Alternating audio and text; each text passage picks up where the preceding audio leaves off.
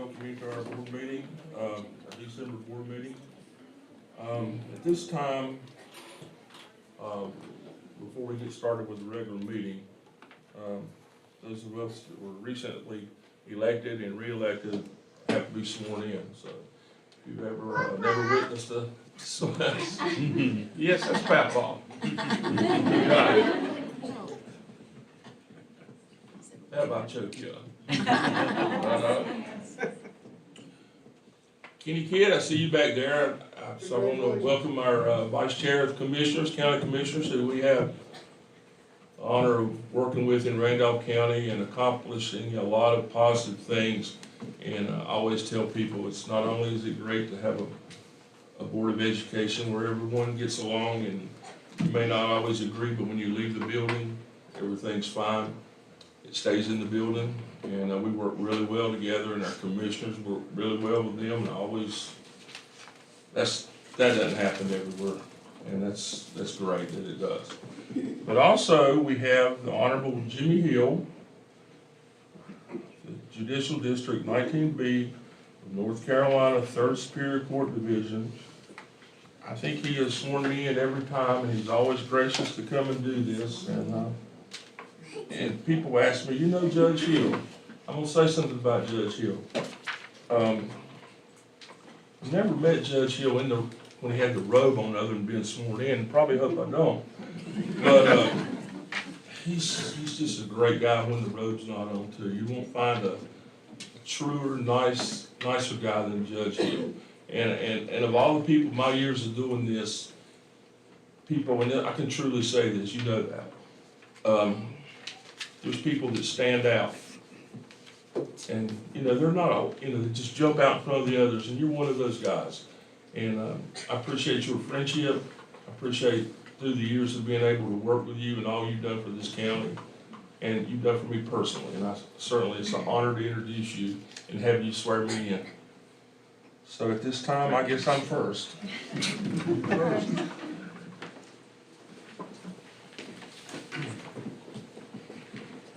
And I don't know how this will go, but the little girl that hollered Pawpaw. So stand with me. Please do. Please. Thank you. Stand by some Pawpaw. Okay. Stand right here. Thank you for your very kind words. Mr. Chair, any members of the board, I thank you once again, as always, for the privilege of being able to administer the oaths. Sir, let me ask you, is there anybody else you would like to ask of, or are you ready to go? That's my son Travis. All right, Travis, good to see you again. Sir, you prepared to take the oath? I am. If you'd be good enough, place your left hand on the Bible if you'd like, and raise your right hand. Please just repeat after me. I, Gary Cook, I, Gary Cook, do solemnly affirm do solemnly affirm that I will support the Constitution that I will support the Constitution of the United States. of the United States. So help me God. So help me God. I, Gary Cook, I, Gary Cook, do solemnly and sincerely affirm do solemnly and sincerely affirm that I will be faithful that I will be faithful and bear true allegiance and bear true allegiance to the state of North Carolina to the state of North Carolina, and to the constitutional powers and authorities to the constitutional powers and authorities which are or may be established which are or may be established for the government thereof, for the government thereof, and that I will endeavor and that I will endeavor to support, maintain, and defend to support, maintain, and defend the Constitution of said state, the Constitution of said state, not inconsistent with not inconsistent with the Constitution of the United the States, Constitution of the United States, to the best of my knowledge to the best of my knowledge and ability. and ability.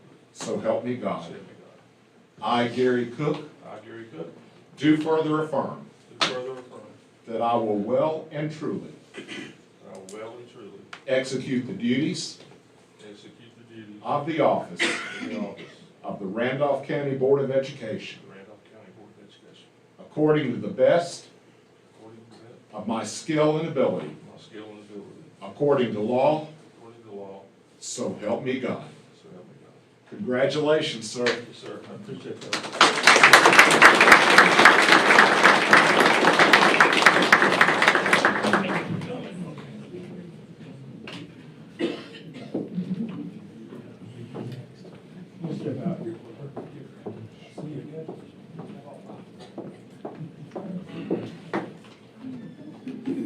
How are you? I'm great. Good. Would there be anyone else you would like No, to just my ask? two little Reeds. Would you like to introduce them? This is Reed Leonard and Tate Leonard, and they go to Hopewell Elementary. Outstanding. It's in our It's county. great to have both of you here. It really is. Are you prepared to take the oath? I am. All right. If you'd be kind enough to place your left hand on the Bible, raise your right, and repeat after me. I, Sharon Petty Farlow, I, Sharon Petty Farley, do solemnly affirm do solemnly affirm that I will support the Constitution that I will support the Constitution of the United of States, the United States, so help me God. so help me God. I, Sharon Petty Farlow, I, Sharon Petty Farley, do solemnly and sincerely affirm do solemnly and sincerely affirm that I will be faithful that I will be faithful and bear true allegiance and bear true allegiance to the state of North Carolina to the state of North Carolina, and to the constitutional powers and authorities to the constitutional power and authorities which are or may be established which are or may be established for the government thereof, for the government thereof, and that I will endeavor and I will endeavor to support, maintain, and defend to support, maintain, and defend the Constitution of said state, the Constitution of said state, not inconsistent with not inconsistent with the Constitution of the United States, the Constitution of the United States,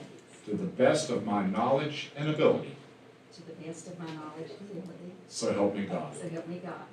I, Sharon Petty Farlow, I, Sharon Petty Farley, do further affirm do further affirm that I will well and truly that I will well and truly execute the duties execute the duties of the office of the Randolph County Board of Education the office of Randolph County Board of Education according to the best according to the best of my skill and ability, of my skill and ability, according to law, according to law, so help me God. so help me God.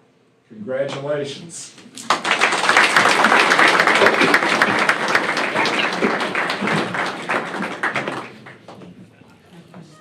Right here.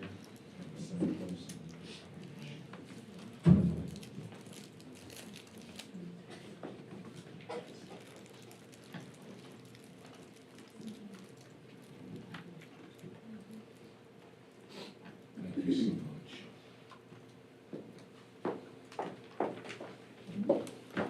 Okay, Chris? Oh, I'm fine. How are you, sir? I'm fine. They asked me, don't you have anybody come with us, and nobody likes me.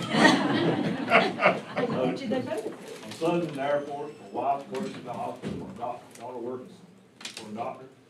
So I'm gonna ask my daughter, her favorite elementary principal, Dr. Brian Todd.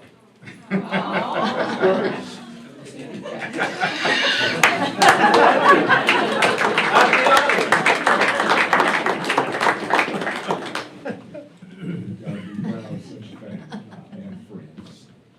So let me ask you, are you ready to take the oath? 100%.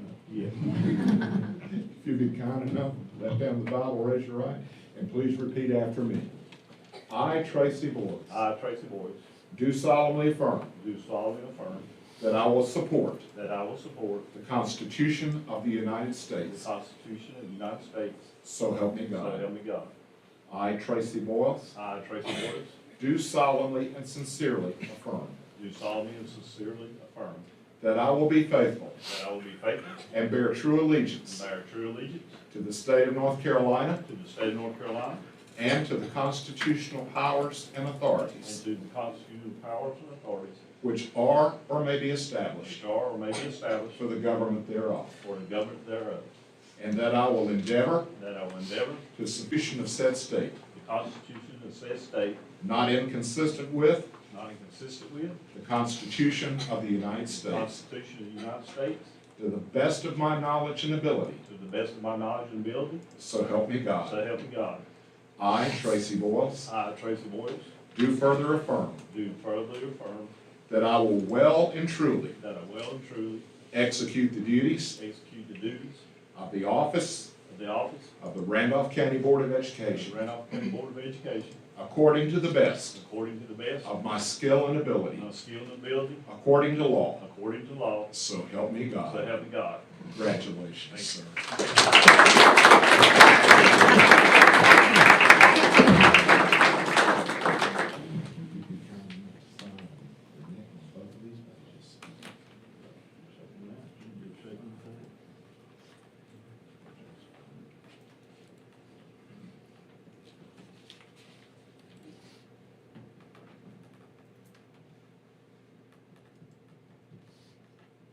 Thank you, sir. Thank you.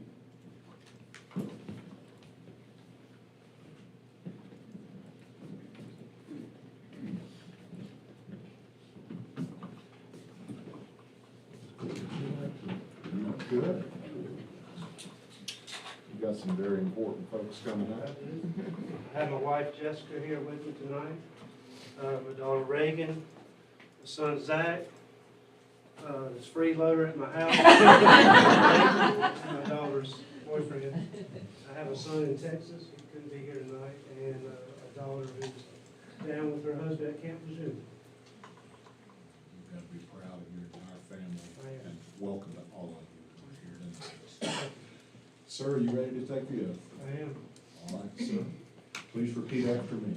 I, Todd Cutler, I, Todd Cutler, do solemnly affirm do solemnly affirm that I will support that I will support the Constitution of the United States. the Constitution of the United States, So help me God. so help me God. I, Todd Cutler, I, Todd Cutler, do solemnly and sincerely affirm do solemnly and sincerely affirm that I will be faithful that I will be faithful and bear true allegiance and bear true allegiance to the state of North Carolina to the state of North Carolina and to the constitutional powers and authorities and to the constitutional powers and authorities which are or may be established which are or may be established for the government thereof, for the government thereof, and that I will endeavor and that I will endeavor to support, maintain, and defend to support, maintain, and defend the Constitution of said state, the Constitution of said state, not inconsistent with not inconsistent with the Constitution of the United the States, Constitution of the United States, to the best of my knowledge to the best of my knowledge and ability, and ability, so help me God. so help me God. I, Todd Cutler, I, Todd Cutler, do further affirm do further affirm that I will well and truly that I will well and truly execute the duties will execute the duties of the office of the office of the Randolph County Board of Education of the Randolph County Board of Education according to the best according to the best of my skill and ability, my skill and ability, according to law, according to law, so help me God. so help me God. Congratulations. Thank you.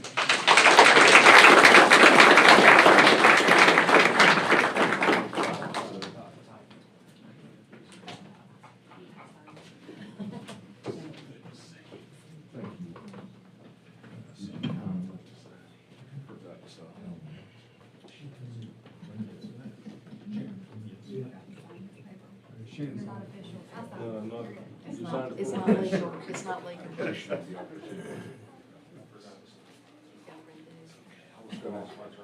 I was gonna ask you if I could approach. You could, sir. Not easy to get out of here. Not even judge things. Let's get back there.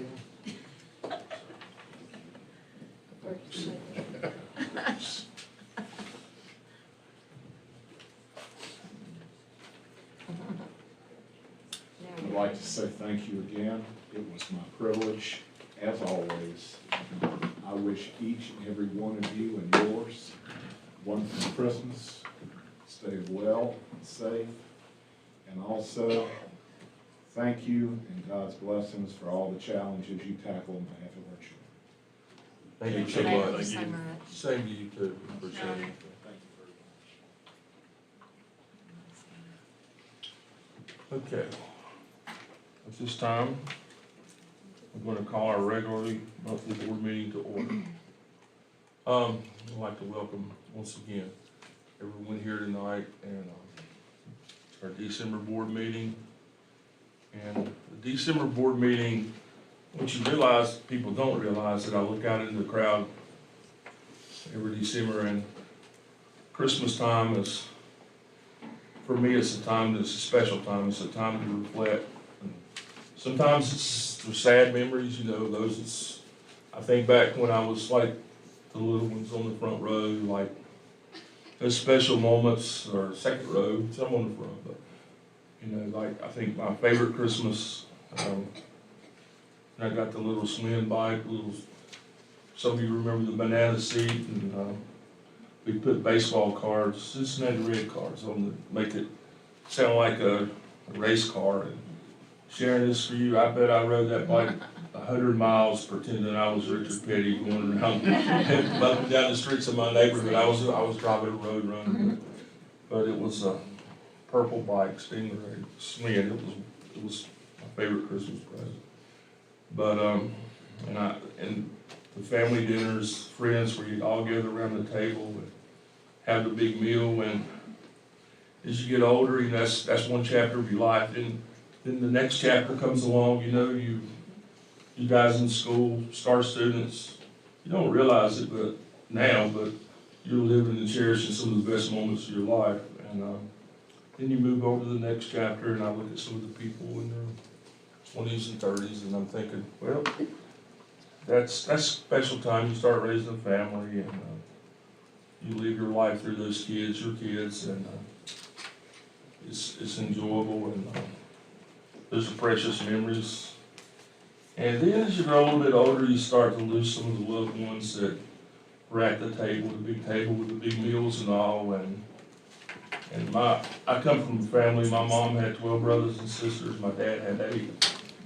And you know, now I think back as I get gotten older, there's only one person left out of all those 20 people, 20 brothers and sisters in my family, and I was an only child, and you know, it gets about special things, and that's probably why I choked up a while ago. I mean, you know, Christmas, we all know the real reason behind Christmas, but it sure is special if you spend it with family and friends. You know, I raised 2 boys and little girls. I honestly believe they're made with something a little bit different, because they're certainly special, and that's touched my life at Christmas and all. And this board, working with you guys, it's like an extended family for me and the leadership team. And it's truly an honor, and from this board, speaking on behalf of them, I would sincerely wish everyone out here tonight a very Merry Christmas, and I hope you have a safe holidays, and just cherish the memories, and hope you go lead into a great new year. But we certainly appreciate you guys trusting us, Randolph County School System, and I can promise you wouldn't find a Board of Education or a leadership team. You may not always agree with us, and I'm sure sometimes we make you mad, but you know, the big picture is sometimes a little bit tougher than the little picture. But I can honestly say I would not put my kids, this is a great group of people, and we're so fortunate to have a Randolph County home. But anyway, thank you for coming, and at this time I'm going to ask Newly. Well, it's hard for me to imagine you being new because he's been here before. And Todd Cutler, would you lead us in a word of prayer, please? Sure, thank you. Please join me in prayer, please. Our Heavenly Father, I just want to thank you for this day and all your many blessings. And I just thank you for the Christmas season and for the birth of your Son, Jesus Christ. Just the birth of Jesus would be a great story, but it has to be more than that. And we also have to remember the cross, that he died on the cross for our sins. And I just give you all the praise and glory for that, dear Lord. Dear Lord, I ask you to be with everybody in the school system. I just give you so much thanks for everybody who helps, our administrators, bus drivers, janitors, cafeteria workers, our teachers, our assistant teachers, central services, just everyone, because it takes a collective effort to run a school system. And we just ask for your guidance and direction with that. Lord, I just thank you for the people up here I serve with. I just ask for blessings on them and help us to make good decisions. And I just ask all these things in Christ Jesus' name. Amen. Amen. This time I'd like to ask everyone to stand and join us for the Pledge of Allegiance. Pledge allegiance To the flag of the United States of America and to the republic for which it stands, one nation, under God, indivisible, with liberty and justice for all. Okay, at this time, I'd like to ask our superintendent, Dr. Gainey, to share some comments. Thank you, Mr. Cook, and thank everybody for being here tonight. We have a lot of recognitions coming up as soon as I finish my comments, so I'll move quickly. Just for those of you who are maybe at a board meeting for the first time, very interesting school system and a lot of things going on all the time here. I've seen principals all throughout this room tonight as they're here to support their students, and I appreciate that. And that's what we see throughout every school year, principals supporting their students and their staff, and so principals, I appreciate you being here tonight. Just events in the last couple of weeks. This is an early meeting for us. Usually it's the third Monday of the month. But just to give you a little picture of what's been going on, just from a superintendent's perspective, it's not even near what's happened in the school system the last 3 weeks. But David Cross is in here somewhere and very involved in 2 of the big events. Apprenticeship Randolph Community Night, we had at RCC, Randolph Community College of the week, and also had a career fair for 11th grade students. And the high school principals were very involved, and as were David Cross and Stephanie Adams, just getting students there and making sure it's a well-organized event. And our career development coordinators were all around the facility as well over at Journey Church. I want to say a big thank you to Journey Church for allowing us to use their facility for the career fair. I see Ginger Wright's in the building, and what has quickly become one of my favorite pictures is she has this event. It was on the 20th of November. It's called Bulldog Lunch for Leaders, and been there several times, been to this event. It's been I don't know how many years in a row she's held it, but there's an event now. I mean, there's a picture now that'll be in the conference room. I just saw it come in today, and it's framed, and it's sitting with multiple kids at different grade levels at your school, Ginger, and it's quickly going to become one of my favorite pictures in the school system. But thank you for allowing our kids at different grade levels to meet leaders in the community, and I know I saw some of our principals there as well from throughout the school system. So great event. Had a chance to read in some classes at Franklinville. I see Katie Henderson's here. Miss Staley's 5th grade class, Miss Smalley's 1st grade class. One of those classes I thought, you know what, people who don't get to do what I get to do are missing a big thing in society.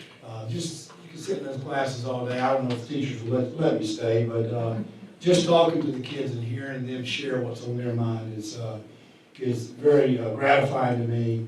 We're in the season of Dare and Care graduations. Actually went to one today at Tabernacle in the past week. I've seen the Dare graduations at Grace Chapel, Trinity Elementary, and they're all over the system. If you don't know what Dare is, it's Drug Abuse Reduction Education, and it's an initiative by our Sheriff's Department, and it is fantastic.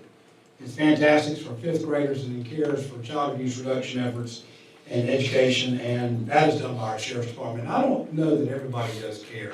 I've never heard of CARE until I came to Randolph County. So I want to say a big thank you to Sheriff Seabolt and his staff for those 2 initiatives. They're tremendous for our children. And one of the highlights, and Mr. Cook was talking about highlights, one of the highlights that I did not anticipate when I came here, but got a chance to do it. I'm a member of the Partnership for Children Board.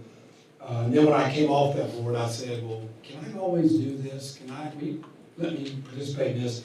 And that's the Christmas parades. And the Kiwanis Club provides, I guess they're still the primary supporter of the books for that, but getting to walk in parades and hand out books to children, and just seeing children's faces. It was freezing cold around the other night, but the cold went away when you see little guys coming up to you, and same thing at Franklinville the other day. It's just a highlight of my year, every year, to do this parade. So, and I know many people were involved in them. Caroline McKee is the agriculture teacher at Trinity High School. I know our principal's here from Trinity High School. Our poinsettias, are they down there? Oh, I can't see them. I assumed they were, and then they weren't, then I didn't, I thought, well, maybe they didn't arrive. Please thank Caroline for that. We have tremendous ag programs, horticulture programs throughout the school system, and please thank her for that. Every year we kind of rotate through schools providing them, and they're always beautiful. And lastly, I just want to say a big thank you to the board, students of the school system, staff members, and members of this community. This is a special place. No doubt, this is a special place. This is why when you start looking at, start doing some numbers checks on how long they've been here. Where 12 years have gone, I don't know. And many people have got many more years than I do in this system. But there's something about it. And yes, we do as a school system have areas that we need to improve upon, and we will continue to work at that. But it is a special place with some special people in the communities throughout the county. So just want to say a big thank you to everybody for your efforts to make it such a special place, and wish everybody a happy and safe holiday season. So this concludes my comments, Mr. Cook. Board members, I would like to give you a calendar for what's the rest of the school year. Usually do some work sessions since we didn't have it. It has, starting in January, what's going on for the rest of the school year as far as your activities go. So this concludes my comments. Thank you, Dr. Green. Okay, at this time I'm going to ask Amber Ward to please come up, and we'll start the highlight of the night, which you're all here for. Certainly our favorite time of the night is when we do our recognitions. And, you know, when we started this, and it's grown so much, recognitions, and it's such a cool thing to happen. We appreciate our sponsors and all for doing this, but Amber, turn it over to you. Thank you, Mr. Cook, and good evening to you, our other board members, Dr. Gainey, and to all of our guests. Each year, the Randolph County School System selects a holiday card that has been designed by one of our students. We select a winner from our elementary schools, middle schools, and high schools in alternating years. And for the 2024-2025 school year, it is our elementary schools' turn. Each August, we send a letter to the schools asking them to submit their students' holiday cards by the end of October. All cards are displayed in our central office and voted on by central office staff members. The selected card for the 2024-2025 school year was designed by Frances Rose, a 5th grade student at Level Cross Elementary School. Frances' art teacher at Level Cross Elementary School is Miss Amy McNeil. Nearly 200 copies of Frances' winning card have been printed and will be given to Frances, all of our schools, our central office departments, area school systems, local businesses, local chambers of commerce, city and county offices, and local dignitaries. This evening, we would like to present Frances Rose with a framed edition of her original artwork, a Pride in RCSS certificate, and additional copies of the card. Frances, would you please come forward to be recognized, and anyone here in support of Frances is welcome to stand.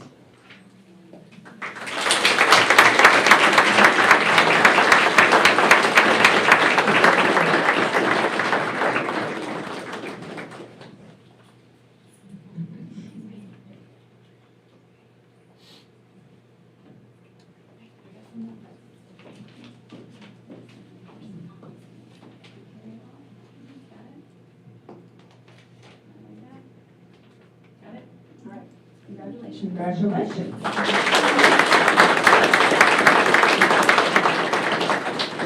We are now going to recognize the recipients of the 2024-2025 Randolph County School System Endowment Teacher Grants.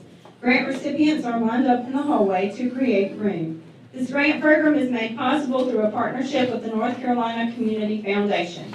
Recipients are selected by the RCSS Endowment Committee. Sharon Farlow is the Board of Education's representative on the committee. Teachers, as I call your name, please come forward to receive a certificate and a check in the amount of the grant award, and please remain standing at the front until all grant recipients have come forward. We will take a group photo at the end. Central Services, Gina Lineberry. Coleridge Elementary School, Mindy Baldwin. Eastern Randolph High School, Lisa Phillips. Farmer Elementary School, Crystal Simpson. Farmer Elementary School, Kelsey Overton. Farmer Elementary School, Yulia Skeen. Yulia. Franklinville Elementary School, Jennifer Snetherly. Franklinville Elementary School, Tina Reeder. Liberty Elementary School, Gwen Hall. Jamie Horner is accepting that for her. New Market Elementary School, Pamela Hoyle. New Market Elementary School, Carrie Reed and Amanda Quinn. Providence Grove High School, Andrea Isley.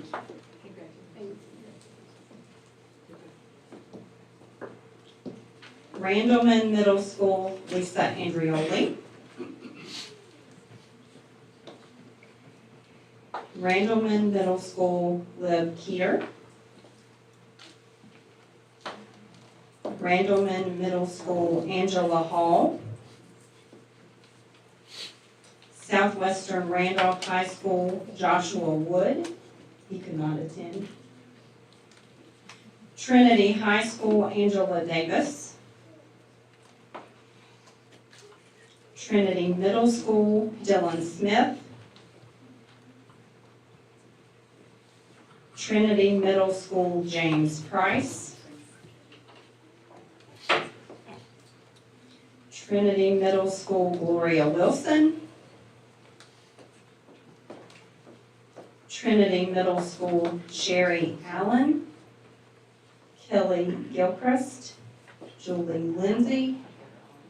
Laura Simpson and Sherry Vestal. Uwharrie Ridge 612, Cindy Neal. All right, we need you guys to come up and name 2, 3, 4 rows. Scrunch up, we're gonna get a picture.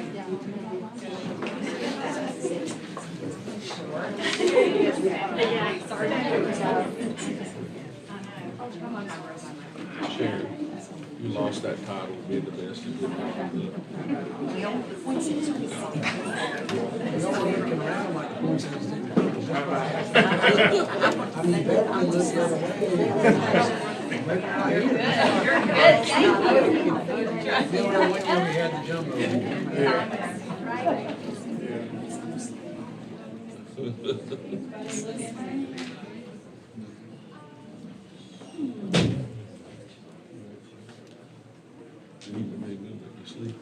Congratulations.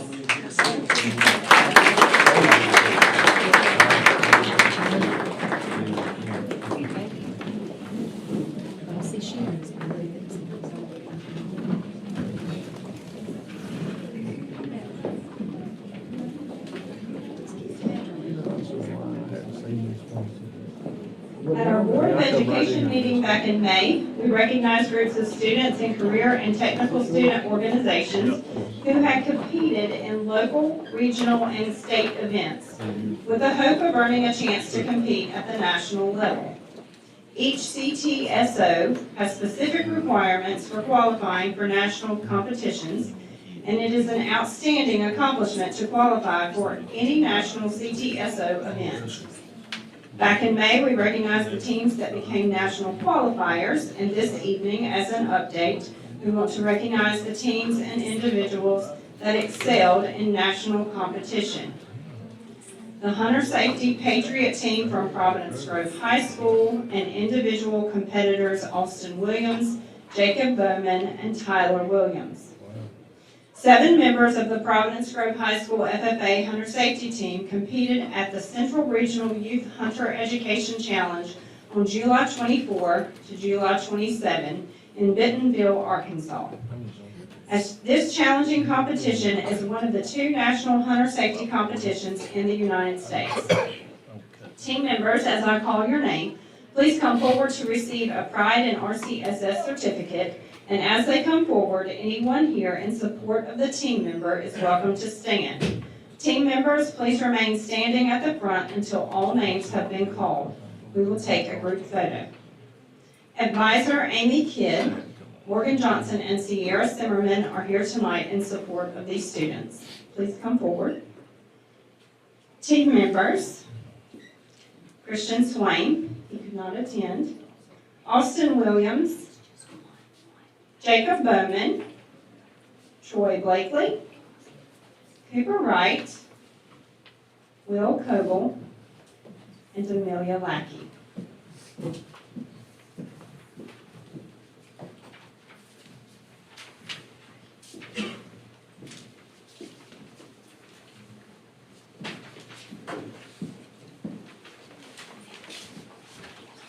Their hard work and dedication afforded them third place on the test, second in rifle, and second in shotgun.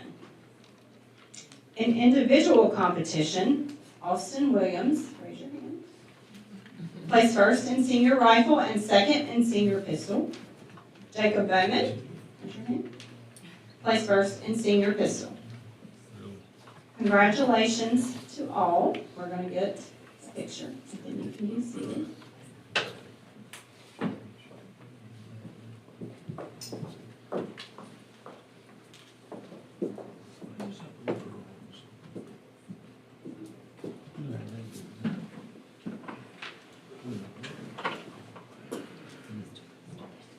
Congratulations. You may be seated.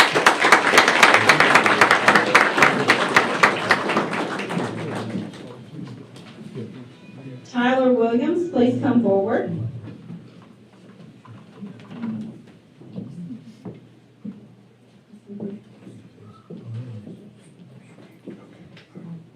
Tyler Williams was an 8th grader at Northeastern Randolph Middle School and placed first individually in junior pistol.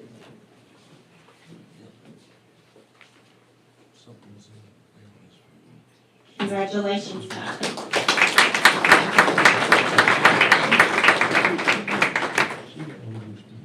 It's now time to recognize our Star 3 students for December. The Star 3 program honors students who are respectful, responsible, and doing the right thing. The criteria for selection could include being a role model for others, making positive accomplishments inside and outside of school, good attendance, passing grades despite obstacles in life, good behavior, and nomination from a faculty member. We again want to extend our gratitude to our Star 3 sponsor, Wayne Thomas Chevrolet, who will purchase the 96 Star 3 student plaques to be handed out during this school year. We are grateful for their support of our students. And now for the presentation of the Star 3 awards. Students, as I call your name, please come to the front to receive your plaque and remain at the front until all students have come forward. Parents, other family members, or anyone else here in support of the student are welcome to stand. After all students have come forward, there will be an opportunity to take photos at the end. Archdale Elementary School, Sophie Foster. Sophie consistently exemplifies strong leadership and exceptional character in everything she undertakes. She is a reliable and selfless individual, always ready to lend a helping hand whenever needed. Her generosity, compassion, and kindness make a positive impact on everyone around her, creating a welcoming and supportive environment. As a model student, Sophie leads by example in both her actions and attitude, inspiring her peers to follow suit. In her role as a member of the Safety Patrol, she goes above and beyond, greeting students each morning with a friendly smile and warm demeanor, ensuring they start their day on a positive note. Sophie's dedication and genuine care for others truly set her apart, making her an invaluable asset to our school community. Archdale Elementary is proud to recognize Sophie as the Star 3 student.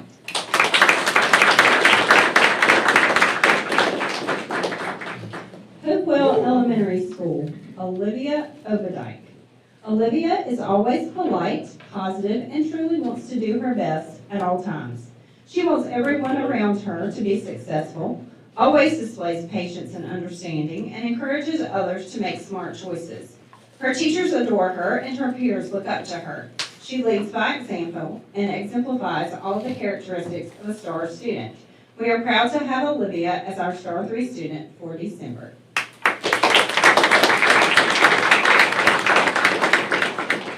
John Lawrence Elementary School. Emily Durham. Emily is a sweet, genuine student who cares for everyone around her.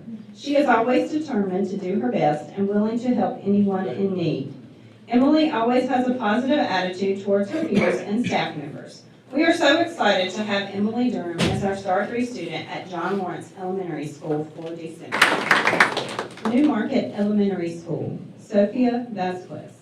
Sophia is an exceptional student who consistently demonstrates her commitment to excellence. She comes to school with a positive attitude each and every day. She is always willing to share a smile, a hug, and a helping hand. She approaches her studies with enthusiasm and a willingness to embrace challenges. Her academic performance is outstanding, and she readily offers support to her peers, assisting those who may need help in their learning. She is an invaluable asset in the classroom, assisting her peers in understanding the material better and helping them feel more at ease. We are extremely proud to have Sophia represent New Market Elementary as our Star 3 student.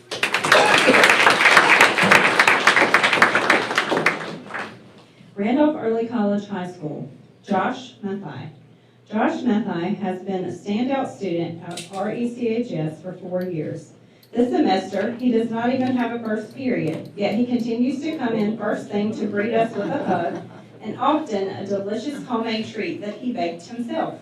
Although shy, he is willing to step outside of his comfort zone to help both staff and peers. Wednesdays at 3 o'clock, he can be found teaching 9th grade seminar. He is polite and consistently has a positive attitude in and out of the classroom. Josh supports every RCSS event through his attendance and service. His work ethic, manners, and kind actions have a positive impact on both staff and students. He is simply a bright light, and he will be missed greatly upon graduation.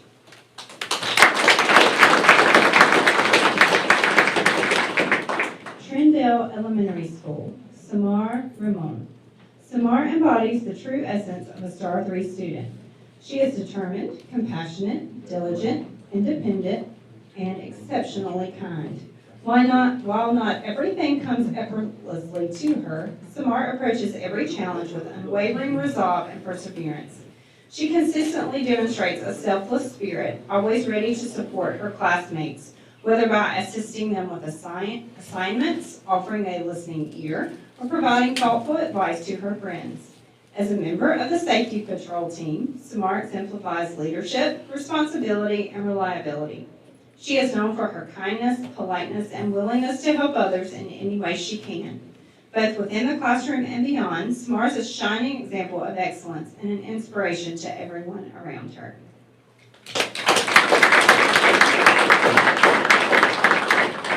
Trinity Elementary School, Harim Zarar. Harim is such an outstanding 3rd grade student. Her love for learning is contagious to those around her. She is a friend to all students. When other students need help, she is always the first person there without being asked. Other students gravitate toward Harim because of her positive and bubbly attitude. She is respectful to all of her teachers. She works incredibly hard to embody the Bulldog Creed daily. As a Trinity Bulldog, I will do my best to believe, explore, succeed, and thrive. She could not attend tonight.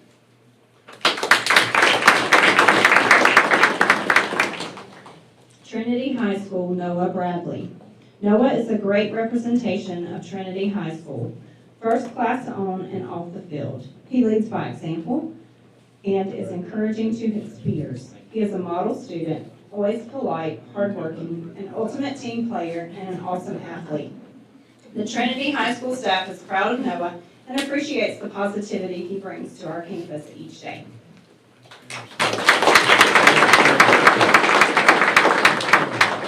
Trinity Middle School, Brianna Justice.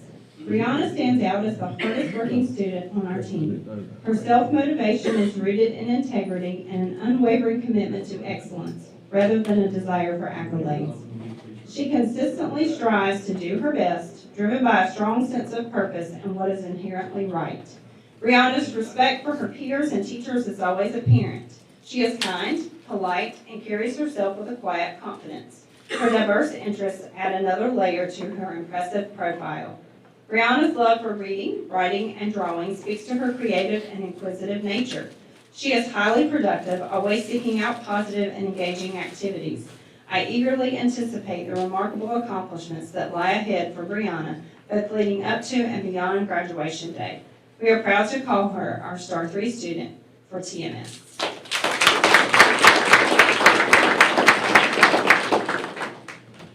Wheatmore High School, Nicole Balderas Solis. Wheatmore High School is proud to announce Nicole Balderas Solis as our Star 3 student. The growth that Nicole has made as a student and person at Wheatmore is inspirational. Nicole's determination has been noticed by all of Wheatmore staff. There are many times that Nicole could have given up and let obstacles standing in her way defeat her. However, that is not who Nicole is. She continued to show up and put in the work to get where she is today. We have had the privilege of watching Nicole not only find value in her classes, but develop a passion for the medical field. Nicole plans to pursue a degree in nursing at Davison Community College. Wheatmore High School is proud to recognize Nicole as Wheatmore's Star 3 student and will be cheering for her as she walks across the stage in June.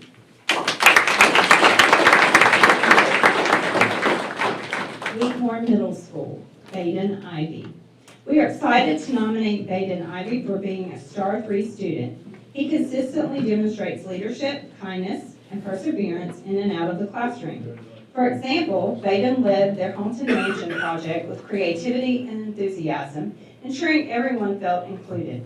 Additionally, he completes his work on time and with impeccable accuracy. For these reasons and many more, we believe Baden truly embodies what it means to be a star, and he deserves this recognition.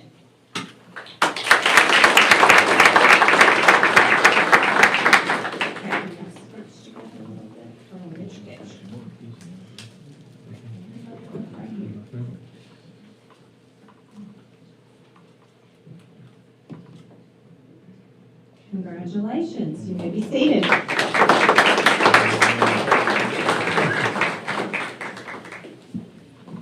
Now it's time to recognize our STAR employees for December.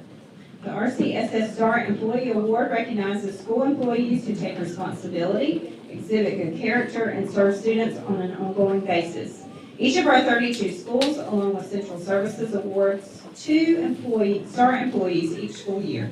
Awards are presented to STAR employees at our monthly Board of Education meetings from September through February.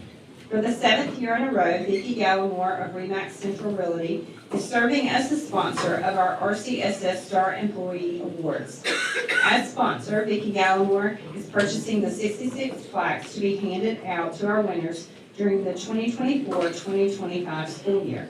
We are extremely grateful for Vicki Gallimore's support of our school staff members. STAR employees, as I call your name, please come forward to receive your plaque.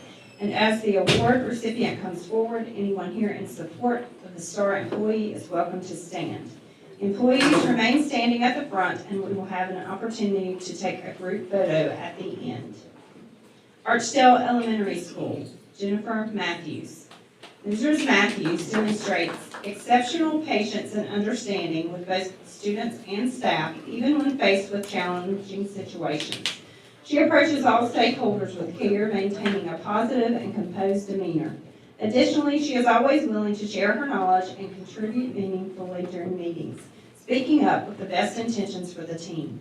Her commitment to her role is evident in her daily efforts to support and guide her class, working tirelessly to meet each student's unique needs and ensure their success.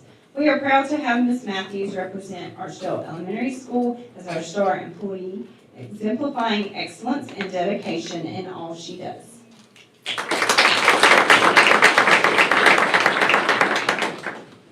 Hopewell Elementary School, Elizabeth Saunders.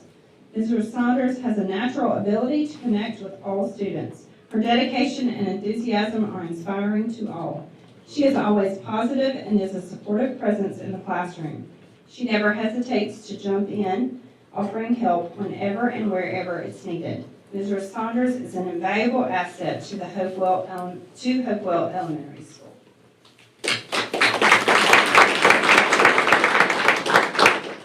John Lawrence Elementary School, Sydney Cook. Sydney Cook is an exceptional speech-language pathologist. She is passionate about her job, and she goes above and beyond each day to ensure the success of John Lawrence students and teachers with meaningful, responsive support. Mrs. Cook works with our students to meet their individual speech goals and to help them succeed while working in the classroom. Her enthusiasm is evident as she readily celebrates all students' victories, no matter how big or small. Ms. Cook can make learning happen anywhere, as she is often seen picking up students and finding quiet places to teach them beyond the walls of her classroom. She works with teachers to provide resources that appropriately enhance the general education curriculum and makes scheduling choices that will accommodate the best interests of our students. John Lawrence Elementary students love to see Ms. Cook coming, and they always want to know when they will be seeing her again. She is a valuable part of the EC team at John Lawrence, helping to ensure that all students achieve their best and deadlines are always met. We are very fortunate to have Sydney Cook as part of our John Lawrence Elementary family, and we are proud to recognize her as our star employee for the month of December. Newmarket Elementary School, Brenda Page. Brenda Page is an exceptional school media specialist. This year, she has created new reading areas in the Media Center to create a welcoming learning environment.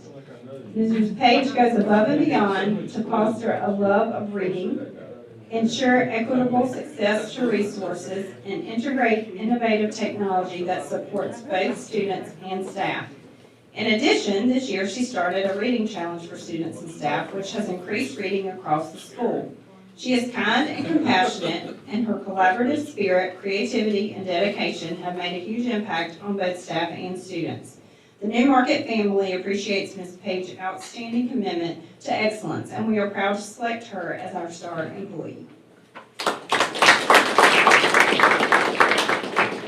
Randolph Early College High School, Philip Schuyler. Mr. Schuyler is always a welcome sight for staff and students. His positive relationship with the students ensures they are engaged, learning at high levels, and excited to be in his class every day. It is obvious by the way current and former students gather around him each day in the hallway. He spends a great deal of time outside of the classroom volunteering as a Beta Club sponsor and at various other school events. He is a favorite not only among the students, but also among the staff. He contributes to a positive school culture with his humor, tireless energy, and willingness to go out of his way to help anyone. He makes RCSS a better place to be for all those who come through the doors. Trindale Elementary School, Ashley Hudspeth. Ashley Hudspeth is being recognized as a star employee at Trindale Elementary School, a well-deserved honor that highlights her exceptional dedication and positivity. Although she is considered a beginning teacher, spending time in her classroom, you would never know it. Ms. Hudspeth consistently goes above and beyond to create an inclusive and supportive learning environment. She excels at differentiating instruction to meet the diverse needs of her students, ensuring that every learner has the opportunity to succeed. Her professionalism, passion, and commitment make her an invaluable member of the Trindale Elementary community.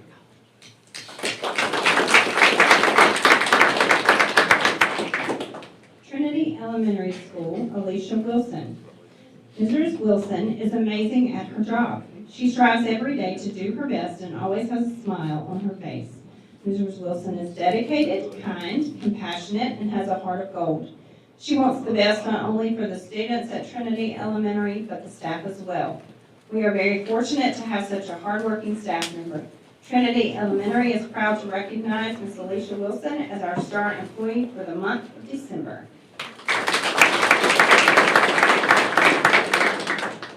Trinity High School, Jackson Barnes. Jackson is a star. He came to Trinity this year with ideas to maintain the success of the theater program and new ways to help it grow.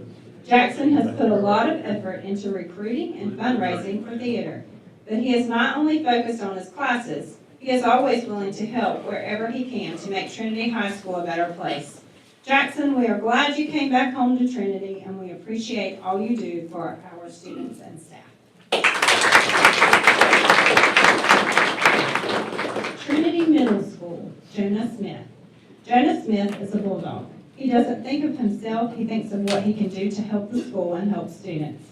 He helps drive a bus, coaches, teaches, supervises, plans, and the list goes on and on. He continually says yes and is always willing to do more to be helpful. He bleeds blue, and it shows in everything he does. We are proud to call him our star employee for TMS.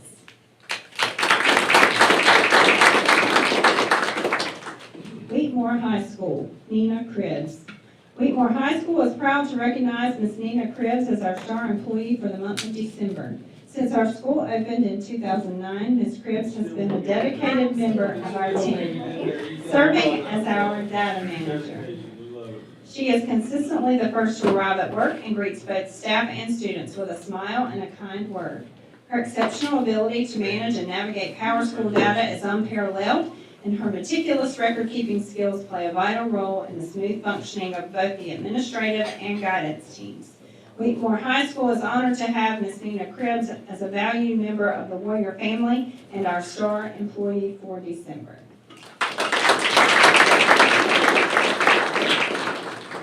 Wheatmore Middle School, Will Holland.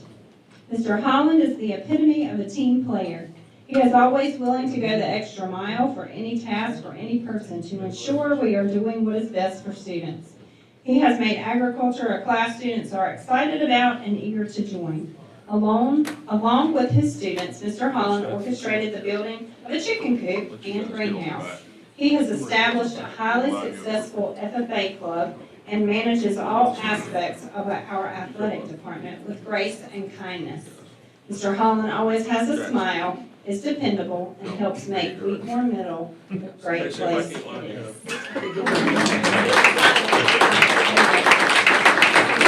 Can we get a picture? Direct. Can you see your face?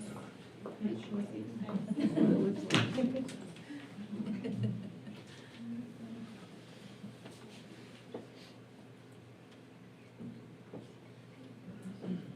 Congratulations. Hey, wait, before you guys, that's a good question. I know these two guys, and it's really cool. Those are young guys. How many of you, did any of you go to like the school and come back to your school and you're teaching there now or coaching? That's so cool. These two guys came back home. And then they're doing what they love. He's doing drama, art, acting, doing a great job. He was doing that in school. He came back, he landed his home school. Living the dream, turning the program magic like it used to be when I was there. This guy came back home, coaching, enjoying what he's doing. And man, I think that's cool. It's cool for all of you, it's great. But when you get to come back home and walk in that door where you was a student, that's special. Thank you guys for coming back. All of you. Thank you. You are free to go.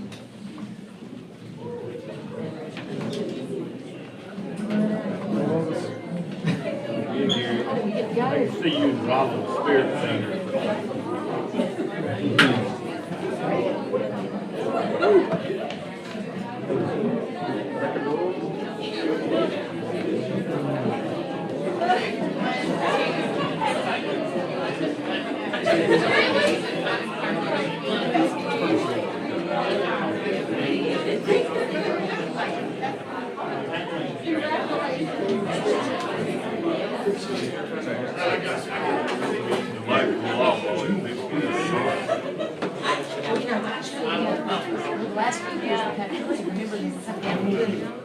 Thank you.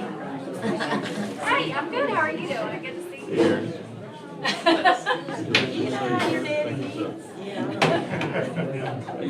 Thank y'all for what y'all do. Thank y'all. We're gonna deduct that microphone from Gary's pay. Just not. It did, but I would say something behind. I moved around a lot.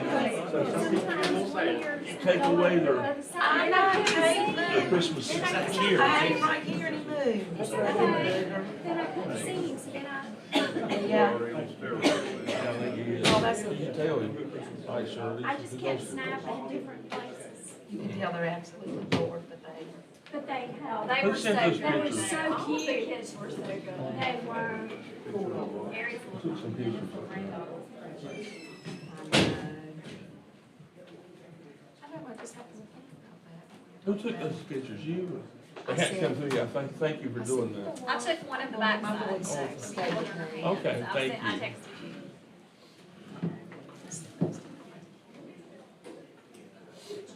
Thank you, Beverly. Drop this up.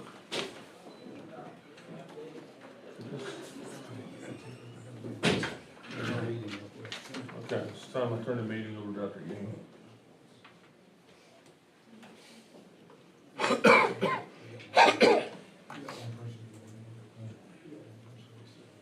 Phillips on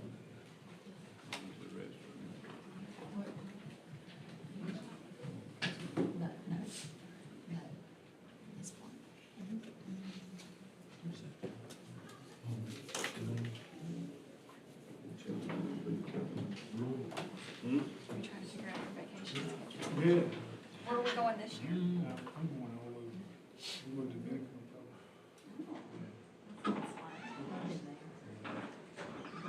You know, we seem to parallel some of our vacations.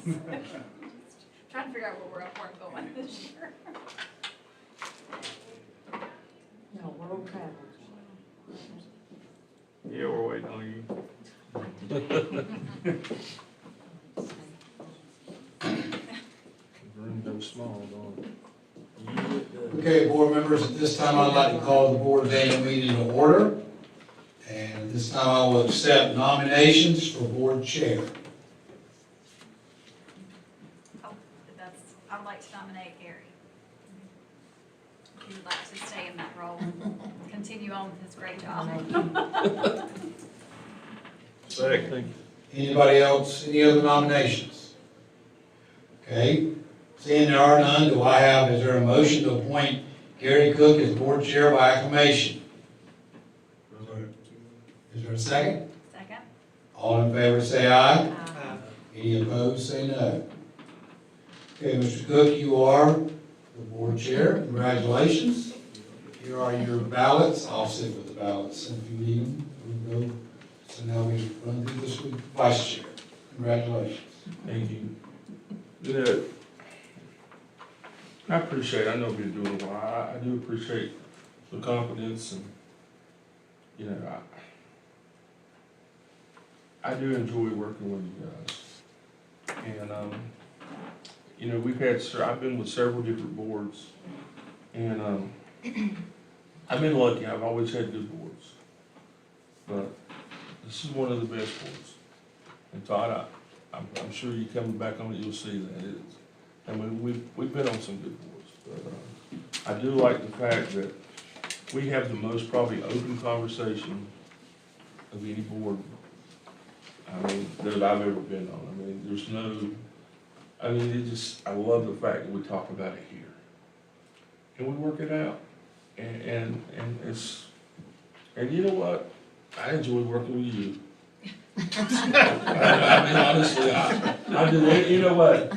We don't always agree, but you know what? Sometimes at night, I mean, we'll talk things out, or and you know, or we'll argue a little bit, we'll disagree, you know, but we don't do it in front of everybody. You know? Yeah. Gary is, I call him at night. We don't really argue, but you know, not here. We don't argue. We just. But now, you know what, now sometimes, you know, being a superintendent, I'm gonna tell you, I may get more emails, and sometimes even being board chair can be, tendency they'll call and, but, you know, the easy stuff like thank you, or I appreciate, you don't get a whole lot of that. You get a lot of the negative stuff, it's about, and I tell him sometimes, he'll call me, and he's aggravated sometimes, because being a superintendent, you can't even believe, I mean, I probably know more than anybody else, but how much time the superintendent spends putting out little fires that probably don't even need to have to be put out. I mean, but he does that. And I appreciate the fact that if I get a bad email or something, or anybody on this board, that you'll call those people, you'll take the heat, and, or help take the heat, but he takes a lot of heat, and, handles it really well, and that says a lot. I mean, You stand up for your board, and I like to think we stand up for you. Well, Gary, I just tell you, I appreciate you doing it. You know, I've been asked before one day and I want to do it. So I got enough headaches, huh? You know, Takes a they- lot of time. it's, People don't know. people just don't realize the People board, do it not know. takes a special person to be board chair Yes. and hear all the stuff you hear and, you know, when my phone dings at 10:30 at night, I know it's Dr. Gainey. At least his For phone's 6 in just the morning. dinging and he ain't For calling me 6 in the like he morning. is you, like he does Well, you. you know when you become part of his, when his wife answers the phone, he's in the bathroom, I'll get him, just wait a few minutes. And you'll hear him say, Aren't you glad this is public? she don't call him Dr. Gainey, she's, Stephen, it's Cook again, you know, but Lord have mercy, tell him to call us before 9 o'clock, please. But, no, it's great working with all of you. We're stretching a little bit. We are stretching it just a little Gary bit. can do some tails. Okay, at this time, I will accept nominations for the board vice chair. I nominate Sharon. Part of it. A second. Is there any, is there any, more nominations for vice chair? You need to make a motion to close that. Ask them, we don't need to close So it. you We can, don't. since there's only one, you can move to close the nominations and appoint by acclamation. Since there's one person at all, we can just, Take a motion for acclamation. motion to close it, right? And for acclamation. Okay, approve Sharon, okay? We have a motion to approve Sharon. I make a motion. Screw that up. I acclamation, yes. Okay. It's been a tough night, okay, a second? Second. All those in favor say aye. Congratulations, Sharon, you're vice chair. And I think we'd make a good little team too, so. We've worked on a lot of things this past year I'd like to see carried through, so thank you guys. And I appreciate, you know, the calls, and Sharon and I do some meetings together, and vice, and We talk a it's, lot on the it's, phone too. it's, talking a lot on the phone about it, but it's a pleasure working with you, and, it really is. Good team. Okay, so we are moving on now to public comments, which we had no one signed up tonight. So with that being said, I need an adoption, a motion to approve the meeting agenda. So moved. Have a second? All those in favor say aye. Aye. Opposed, motion carries. Now we're going to go on to information items for Dr. Gainer.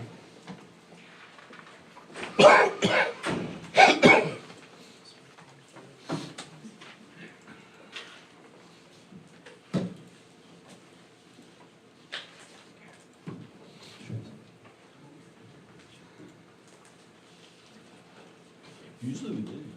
Okay, board members have several gifts to present to you tonight. The first gift, on November 22, Carrie Cole, principal of Culver Elementary School, made me aware of two different gifts given to her school. These two gifts, one was from Darrell Roth, $1,000 for student needs during the holidays. I accepted this gift on behalf of the school system November 24. Also, the Coleridge Lions Club donated $400 for student needs during the holidays. I accepted this gift on November 24 as well. Both are information items since they are $5,000 or less per board policy 8220. The next gift is one from Northeastern Randolph Middle School. Anthony Grosh made me aware of this gift on November 14. It was a gift given to the school by Liberty Royalton Club in the amount of $100 to be used for the school's Beta Club. I accepted this gift on November 14, and again, it is a information item since it's $5,000 or less per board policy 8220. The third gift on the list is to Ramsey Elementary School, and Angela Harris, principal of Ramsey Elementary School, made me aware of this gift on November 25. It was a gift given to her school by Heidelberg Materials, and it was a spirit rock with an approximate value of $1,100. I accepted this gift on November 25. Again, it's information due to being $5,000 or less. And the final gift I have for you tonight, on November 26th, Shay Grosh made me aware of a gift from Lumiverse Technologies, in the amount of $5,000. Its use was unrestricted, so the school has flexibility to determine its use. I accepted this gift on behalf of the school system on November 26th.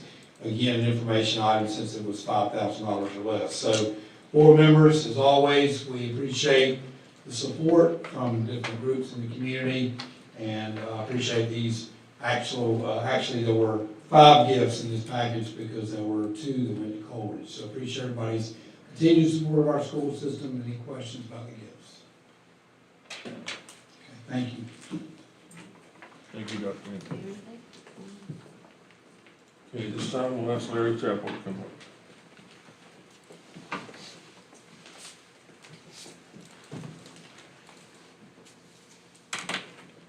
Good evening, board. It's always, like I said, I think last time, it's a pleasure to always bring to you my portion.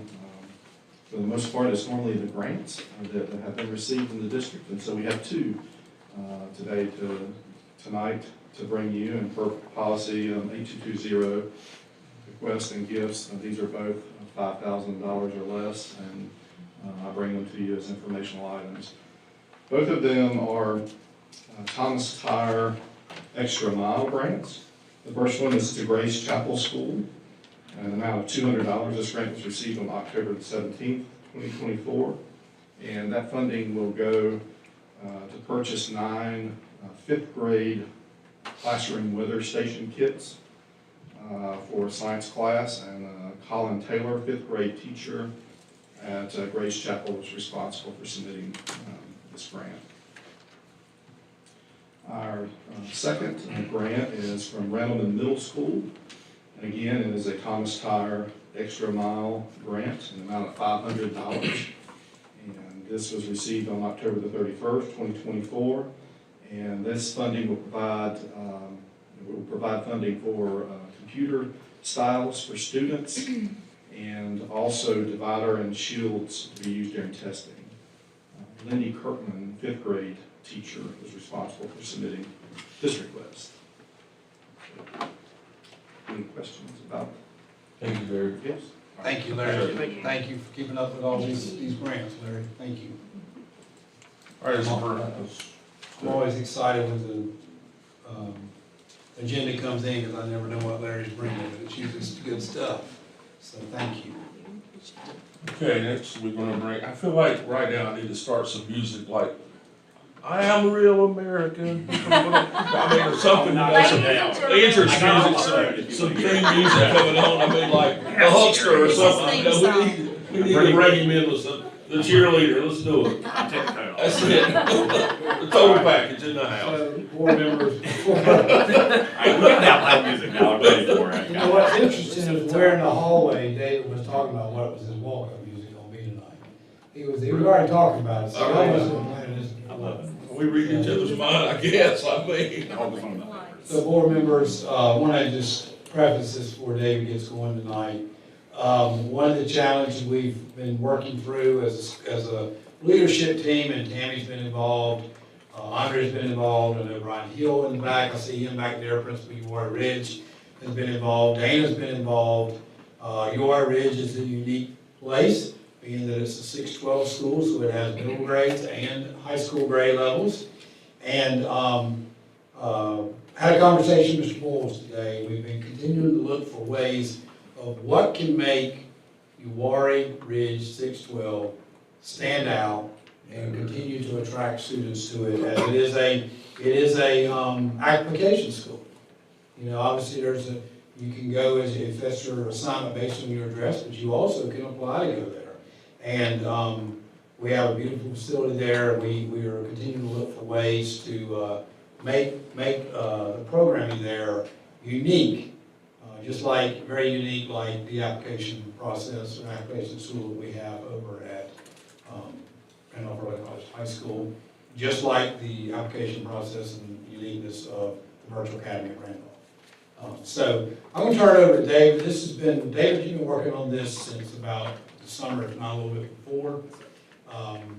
We've been very excited about this as he came out with the roadmap the other month, and that was still addressing everybody.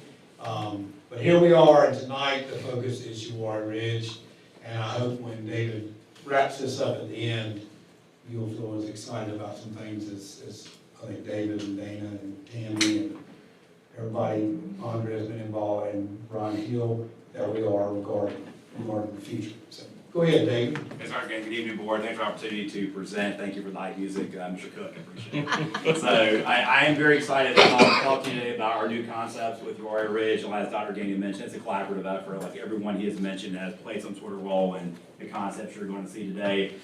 Just a little bit of backstory. Like we've really started having this conversation back in the summer since our last time in the spring together, really trying to think of what can we do. UR Ridge is a special place. Like what can we do to bring kids in? How we get them to stay? How can we best elevate all those great things going for it to get them to stay at UR Ridge and continue to come back?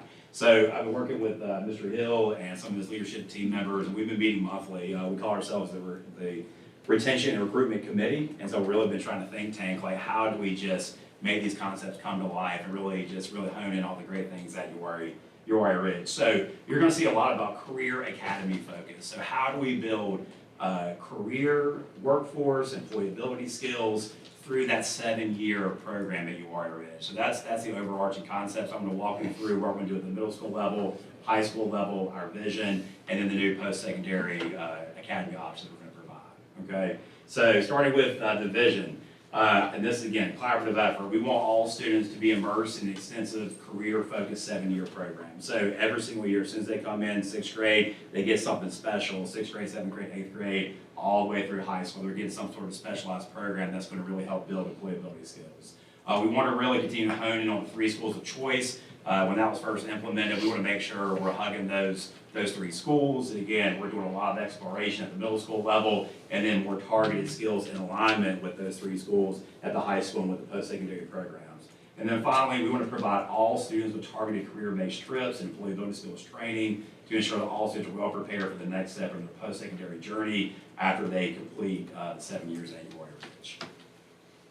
So here's our middle school focus. So we've got really 3 big goals with each of our focal points. So let's start with middle schools. We want to establish 1 unique career education experience for each grade level. So you're going to see on the right, so two months ago, I talked about the workforce roadmap. So we provide that to all of the students, because again, building good employability skills is we're hyper-focused on that across the school system.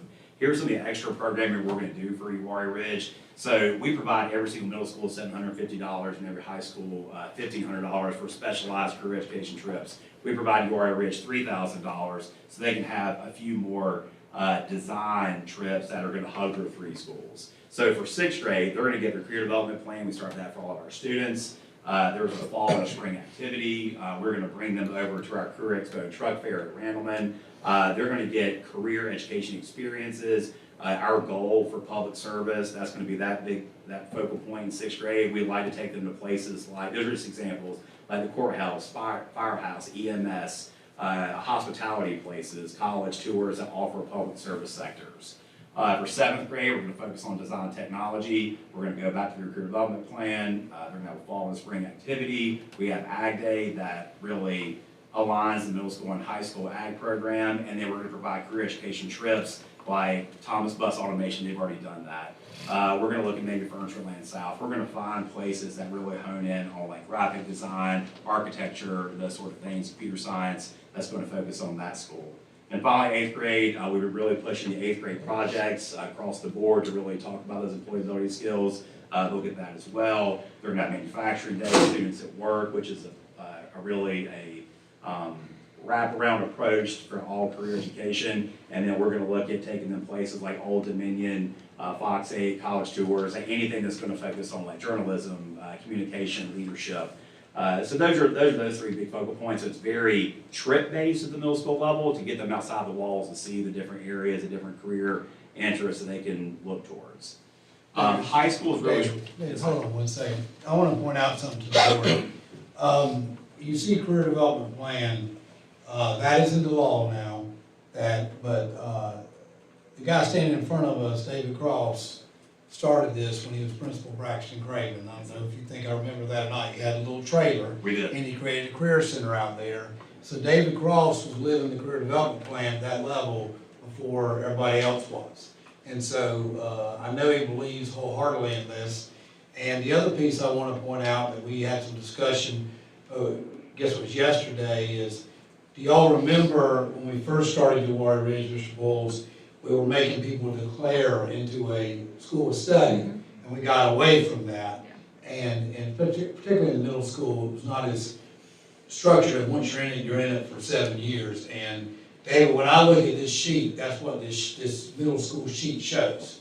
The variety of here, even though you've got public service, design, technology, leadership, communication, and different grade levels, you've got to have something as your rudder and your direction.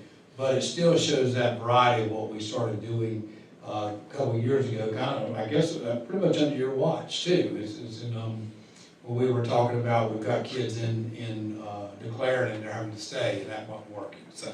And one thing about our career development plan, that it's built into each year that we are providing each kid, like we're assigning them a career cluster based on their responses. So we're using that data to help align them with their future high school and post-secondary planning. So we hope to best recruit for the high school post-secondary activities with some of this middle school data that we're getting from the career development plans. All right, so going into high school. So high school, we're gonna try to take it one step further. So we're gonna offer all the same things that we offer in the workforce roadmap. We're gonna provide at least one unique career education activity that builds career and workforce readiness. We're gonna make sure that all your Ridge 612 kids get a chance to participate in those work-based learning experiences, which go from the reality store all the way to apprenticeship Randolph. I'm gonna go to my next slide, which really kind of hones in on the specialized details.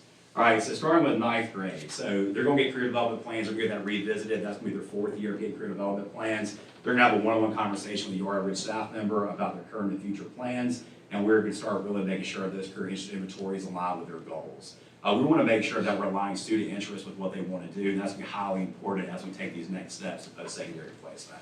So here's where the special programming come in. So over the summer, we talked about, again, how do we continue to enhance these opportunities. So we have partnered with communities and schools that have gone out and got a grant to help fund some of these activities. And so the first activity we're going to get in 9th grade is going to focus on our event, the reality store. All kids get the reality store, but we're going to have a pre-post budgeting focus. We're going to work with community members, and we're going to work on just having some pre-conversations and pre-activities. We're going to have the event and some post-analysis to say, kids, what did you learn from this event? So right now, everyone gets a chance to participate. The activity in itself is wonderful for learning how to operate with the budget. This gives some exclusive conversations around the budget, how they do it, what they want to do, how it aligns with their goals with members in the industry, okay? So we will flesh those details out over the spring, but that's an overarching concept with communities and schools, okay? 10th grade, career development plans, are having that one-on-one conversation again, starting to get more details about what they want to do and how they want to do it. It gets reflected in their Google career development plan. 10th grade, their focus is going to be resume writing and interview skills. So we're going to bring members in the community. We're going to teach them how to write a great resume. We're going to teach them how to be polished, how to interview well. And so in Paula, she has great ideas on how to really work with some exclusive partners to really hone in on these two really imperative pieces to when you're looking for employment. They'll also get a chance to participate in those structured manufacturing and automotive day activities, and then they'll have some funds to go on specialized college and industry tours. All right, 11th grade, they'll get a chance to come to our 11th grade expo. We just had that a couple weeks back. They become apprenticeship Randolph eligible. We would push that. They will be able to participate in our new career academies. We brought that to your attention 2 months ago. We're going to really work on their specialized program here. It's going to focus on job shadowing. So currently we have 22 juniors. Our goal is to work with communities and schools to make sure that all 22 kids get placed with an industry. So they'll spend that day with that industry or company just learning, growing, job shadowing like a certain member from each of those communities. So we did that on a small scale last year, and we got tremendous feedback from the participants across the county who did that with Ashburn Chamber of Commerce. And then finally, 12th grade, we're going to have more career development plans that become apprenticeship Randolph eligible, they're career academy eligible. Then we're going to try to bring all those skills together and really teach them how to sell themselves. Work on that elevator pitch. A lot of our employers we deal with talk about the importance of being able to sell yourself. We're going to really work on that mock interview and just have people actually go through the simulations of sitting in front of an industry partner and pitch themselves to that partner. So have that like a formal event. So those are the specialized pieces. We're going to add 9 through 12. Any questions, thoughts, feedback on our proposal for high school? So David, you've got a breakdown. When you read this and you step away and you come back, correct if I'm wrong, we're exploring in middle school and we're honing in on employability skills. As we've got to have industry developing all around this county and companies growing, companies coming in, and we've got existing businesses that kids too. Absolutely. And that's one of the things that, what has been resonating with me ever since the day that the big announcement happened with Toyota is, let's don't forget our existing businesses. Because our existing businesses have been our partners in Apprenticeship Randolph from day one when we started. You know, we started with, I think, did we start with 12 partners, business partners? We've been up to as many as 17, 18, 19, somewhere around there. Maybe we got 21, if I remember right. I think we did get 21. Yeah. But so, this is important that we're exposing our children to everything that's here, and that, I think that job shadowing is gonna be tremendous. And David, mentioned Paula Owens at Communities and Schools, and, she'll be a big partner in this. She has been a big partner with us for a long time, so, with reality, so. So is this gonna be across the board for every student, or is it just gonna be kids that are kind of in those career paths? So every kid in 9th through 12 is gonna get this. Like, and same thing, everyone's gonna get a chance to take a trip 6th through 8th grade. So we're trying to make sure that everyone gets a touch with each of these activities. At And- your age. Yeah. Yeah, and so these are just like our overarching concepts. We'll continue to flesh out the details. We wanna make sure you guys feel good with the path. And we're really trying to build in the exploration part, middle school, like, and fine tune the skills high school, to like the really big reason why we're here, the post-secondary, opportunities we're about to present. Let me ask you a question. Yes, sir. Like on 6th grade public service, how does that grow into the 7th grade? Is this a 6th grade thing that's done?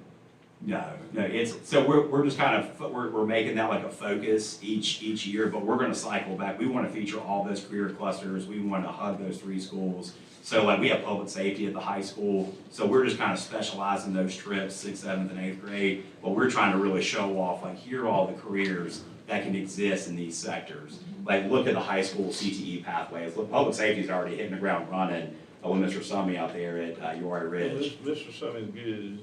Just say nothing, I'm gonna just throw it out there, that's all we do. You just can't make this feel like just another class. Right, yes, sir. If you make it feel like it's another class, you're gonna fail. Yes, sir. I've heard it from the students, I've heard it from staff members, I've heard it from parents. Yes, sir. And like I say, I've been hearing this for 6 or 8 years. So you got to make it interesting for the kids. If it's just another curriculum and they just sit in the classroom all the time, you're wasting your time. Yes, sir. I agree. And one thing we're trying to do as a CT department is really to partner with Uri Ridge from henceforth to making sure like these things are collaboratively implemented, to make sure that's not just a class, to make sure it's just not just an activity, but they're getting skills. Like our goal with everything, we take feedback, we'll take feedback from this, because we will continue to tailor this to make sure it's successful. David, get with the podium or anything like that. The one thing that I do like, well, I like all of this, but talking about what Tracy was talking about as well. Getting the kids off campus, I think it's going to be huge. Because up until then, smaller portions of kids, but having every kid where they're going to be introduced, and you get them off campus and you see things that are out there. They don't know some of this industry is out there. That's one of the things I think is going to help a lot. And I really want to try to onboard partners, so if you know of anyone, if you're willing to host, like, we want to provide hands-on experience. So when we go to these trips, like, I've been on enough trips to know that if you go through and just point things out, they're going to be bored. But if you get them to say, like, hey, let's put some equipment on, like, let's show you how this is made, like, let's do some simulations, like, kids thrive off that. So we're going to really try hard to make sure that we have, like, targeted trips, that they're going to get those experiences. Like Thomasville buses, like, they do a great job. Like, our bus garage did a great job on Automotive Day. Like, they had kids diagnosing situations, and they had kids doing races on rolly chairs. I mean, the kids were, like, so engaged in all the activities. So we're going to work hard with our groups to make sure that they're getting these hands-on Yeah, experience. I mean, that's what they need, because I know some other counties got this public service curriculum, and, you know, these kids get in it, and they stay in it till they graduate. They do. And they come out with certifications, and, you know, I'm a firefighter, so I know what they do. They come out almost a certified state firefighter. They do, and we're really, we're starting as a baseline with public safety, really trying to hone in, but like public safety 1 and 2, you get 4 credentials through that, and level 2, you get the 911 operator's permit. Right. So great skills with that. Yes, it is. So how is it facilitated at the middle school? Because, you know, I know we have teachers already in place to do things. Is there going to be added things on top of those teachers? Is this gonna be new staff coming in, like training, like how's that gonna be rolled out so that we make sure that we're touching all the right kids and all the kids? That's a great question. So like I have my leadership team, so we have 9 career development coordinators on my team. And so Lori Miller is our main primary career development coordinator there. Like I will work exclusively with this project. Stephanie, I call her my co-director, she will work on this project alongside Lori. Because really that's what Lori's primary job is, to do all these career development, all of these activities, help lead that. So it's gonna be a team effort. Like, so this is gonna be our partnership and Mr. Hill's partnership. This is gonna be an overarching plan for all of us to really get after this and make sure it's done well. I just don't want you to feel like I'm just busting you. No. Rear end. No. I just want to see it succeed. Same. I mean, that's what I want to see it do. Like, and I want your feedback, and so like, this is just like our framework that we've established, so if there's ways to make this better, if there's ways to give them meaningful trips, because then this is about 4 or 5 months of planning, but like, I know as we get into this, like, we're going to have to make adjustments. I know some trips are going to be good, some are not, so like, I welcome all feedback. I mean, because we've been trying this for years now. And what's our goal? Like, what's our goal for this? Like, is there like a number of kids we want to be able to see that stays in the high school from like middle school all the way to high school? And maybe, Brian, you maybe see the big reason why people leave? What the retention is, like? Well, our number one goal when we started this was in May of 17, we had a school built for 650 students and we had 339 kids there. And we were, in my opinion, real close to having a problem with 339 students at a middle school. We were overstaffing that school to make the special wheel run, because you can't just, there's things to staffing, and we weren't using the brand new, or a pretty new, built in 2000, beautiful middle school. We weren't using that facility, and so our goal when we started UR Ridge 612 was to do something creative and try to attract students to it. We had nowhere else to pull because the AT tax line is right above 64. Right above that line, we could really pull some population in there. So when we started doing this route, I won't say it was 17, 18 years when we had a grade 9 and started adding up, was just to try to do something creative and not only keep the students at UR Ridge and not, or on the UR campus at that time, we renamed it UR Ridge 612, instead of what can we do to keep them on the campus, and we had an opportunity for some creativity, and we just continued to massage it, and we think we've got some things that are adding on to what we've done. We've had the issues for all this time, to Mr. Bull's comments about school of study.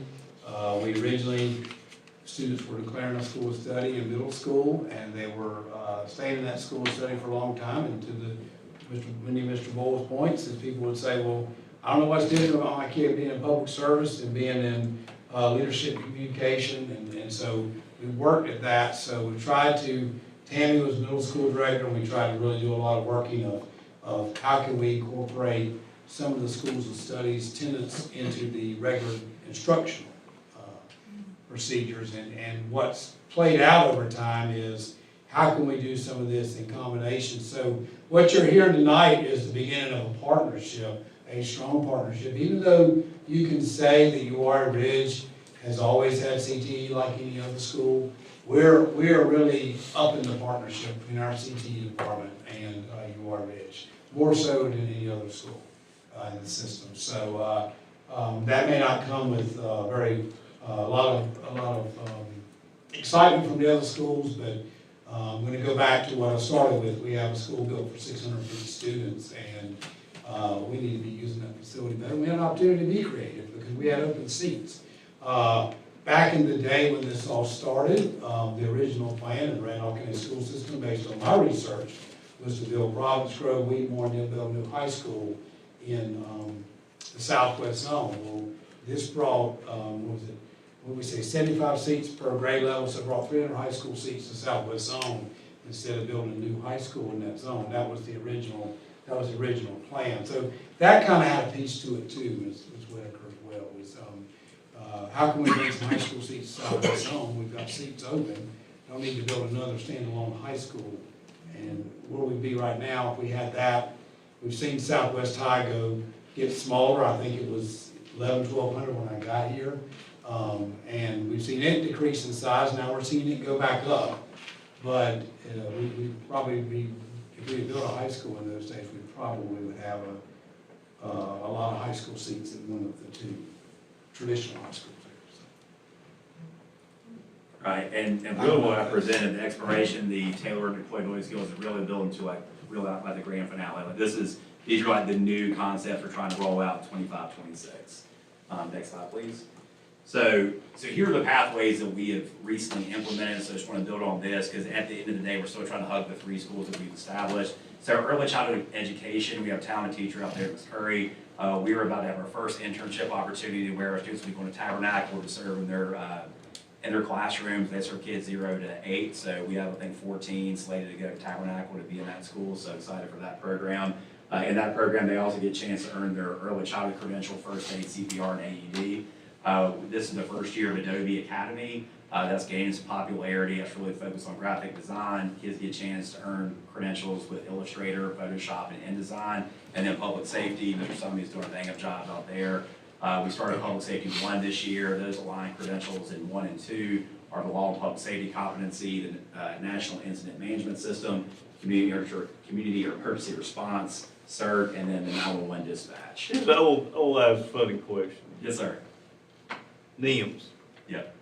How's that going? My firemen hate it with a passion mark. They're very module based, and so like we try to supplement that with trips and experiences to try to make it not so, not.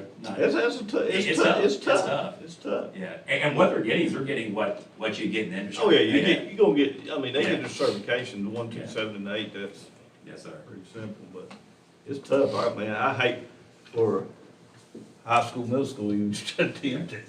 They're tough. I mean, they're built for industry, and so and a lot of the curriculum we get is very like computer module based. So we really try hard to work to try to give them like guest speakers and experiences and trips to try to help give them that application. Oh yeah. So, but I saw some feedback from one of the kids that already talked about what a great experience she's having in public safety and how much she loves Mr. Summey. So that's already gaining popularity. You can't find that better teacher. Yeah, he really cares. I talked to him. He really cares. So here's the post-secondary focus. So we talked about exploration, we talked about employability skills. We are about to take another partnership with Randolph Community College. We talked about the academies 2 months ago. We're going to add 3 new RCC CTE programs to Warrior Ridge's offerings. So here are the 3 credentials and/or pathways. We're going to offer plumbing. We're going to offer Picturing Light, the Intro to Photography certificate, and RCC I think is ranked top 5 in the country in photography, and then Collision and Repair Technology certificate. And what's exciting about these 3 is we're going to offer them all on RCC's campus, and their state-of-the-art labs, their instructors, everything. So, and I'll go through the logistics here in a moment on each of those 3 pathways. Also exclusive to Warrior, we're going to maintain the light-duty diesel program. We're going on year 2 of that this year. Next year, we're looking at having 10 kids. This year, we've had 7. Several kids are getting their certificate. Now, it's automotives and a culinary lab, but we really try to maximize that as much as we can on the campus. So that's really gaining some traction out there. They're bringing in the heavy-duty equipment. They're operating all those things on the campus. But those 3 I just mentioned are all going to be on RCC's campus. So David, those are 3 pathways. I've been asked in the last 6 months, whatever, what are you gonna do at Warrior Ridge to make it different? What are you gonna do to attract? There's 3 pathways that are not on any other high school in Randolph County School System. That's it. And when we see those top, 4, kind of like duty diesel, but when you see the 3 David's getting ready to talk about, we've never done what we're getting ready to do. That's it. So. And those, and we did not offer any of those in any of our high schools. No one's got access to that. So this is like the first, this is like our first initiative doing this, and you are getting exclusive offerings. We can go ahead and scroll down. Plumbing. You have a question, yes, sir? Yeah. The high school is basically an open enrollment school, right? You're at 612. You can get there by application if you're not in that zone, or you can stay if you're in that zone. Okay. What are we doing to advertise this? I mean, I'm not saying go steal kids from Southwest Trinity, wherever, but I think it would be good for all these kids in the county to know that, hey, you have the opportunity to do this because of the school being basically an open enrollment school, with, some exceptions, but what are we doing to advertise it? So it's gonna be a multifaceted approach. So I think one, like I could go to eighth graders, I could talk to eighth graders and pitch this opportunity to them face to face. We plan on having a big social media presence of pushing this out, really tailor, have a nice doctored up, either one page or a video that we can push out that shows these different offerings. We're gonna work a lot with Amber, and we're gonna and Dr. Gainey and whoever else, and just really try to figure out how can we best sell this. So we'll also work with New Orleans Ridge's group and make sure that they focus on the marketing. But our plan is really, in all honesty, you have to charge school in the backyard. I mean, to really say like, hey, here's what we offer. Can we get some of those kids back? So like we're gonna really push it out to the community and then to schools and lots of different ways. Is our hope. Phil, that's a good question, because I actually had a call this morning from a lady. She lives on the Wheatmore, barely on the Wheatmore side. And she asked, can you go? But what you said is exactly right. Maybe three things. This is the first time that I actually feel like there's enough on the plate that you might can make a difference, that you are. I mean, and I know it's taken a while, but it's the first time. But I also think probably the only person that knew open enrollment, no one knew that. I mean, you have to get it out there. It's not out there now. You can say it in this room, but if you don't have it out there, you're not gonna, it's just, it is what it is. But I think tagging on that, you have to do the video, you gotta go on social, you gotta hit that, hey, we got something different for you.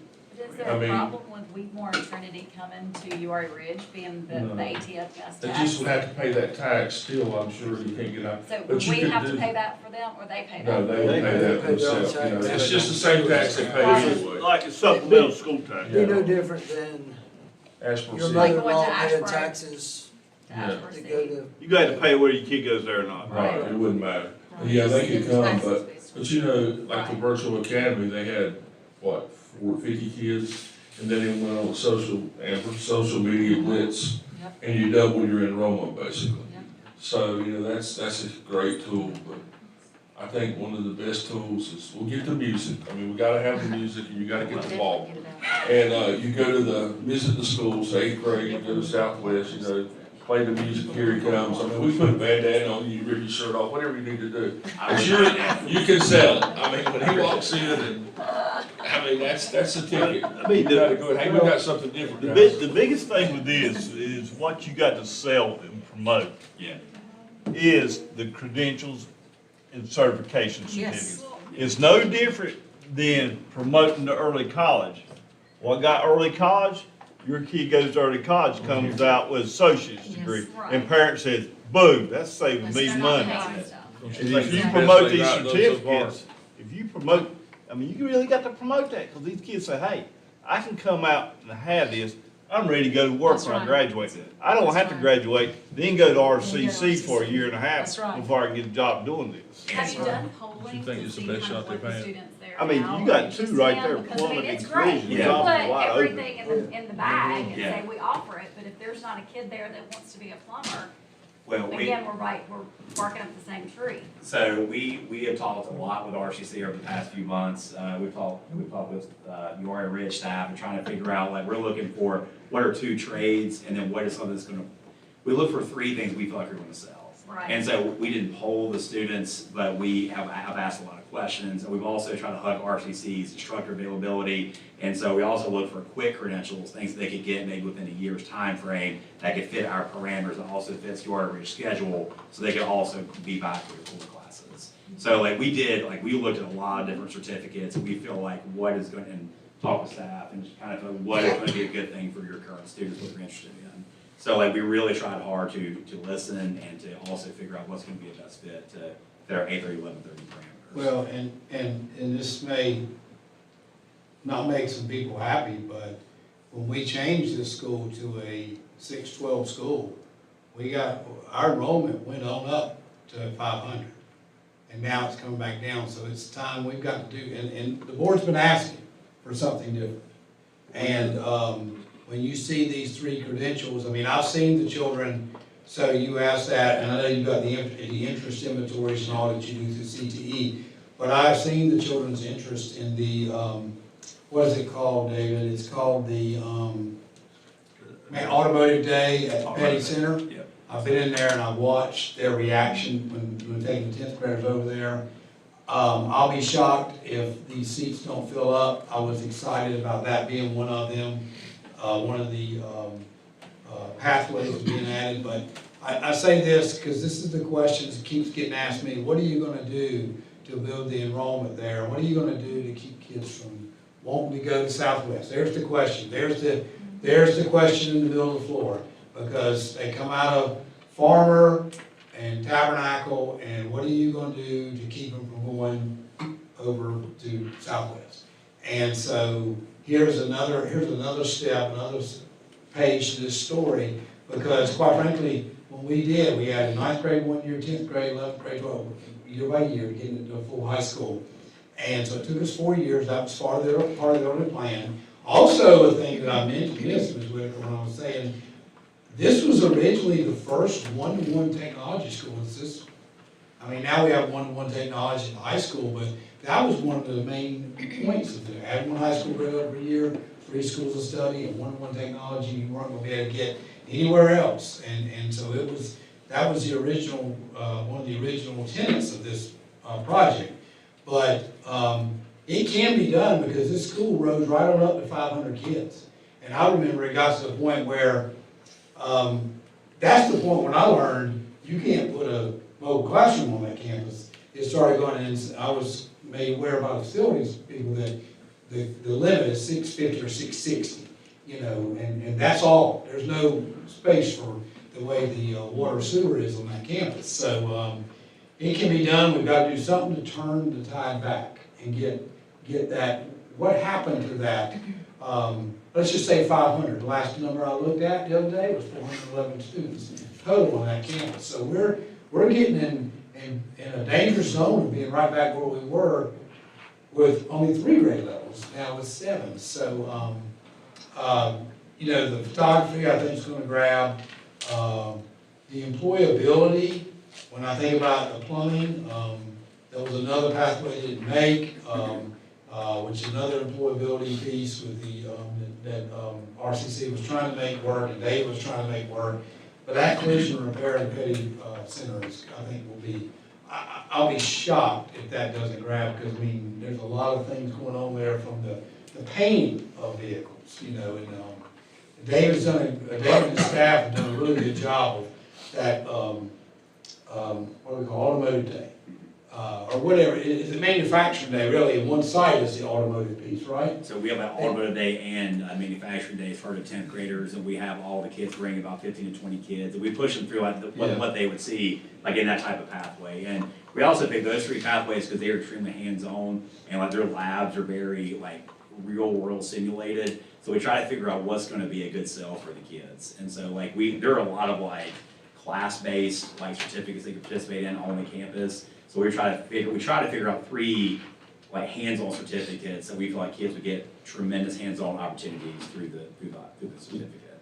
The Petty Center. But once we start this, and when you see the next piece, or see part of this, once we start this, adding other areas as RCC will allow us to, because Dave's going to show you a detail that's on us.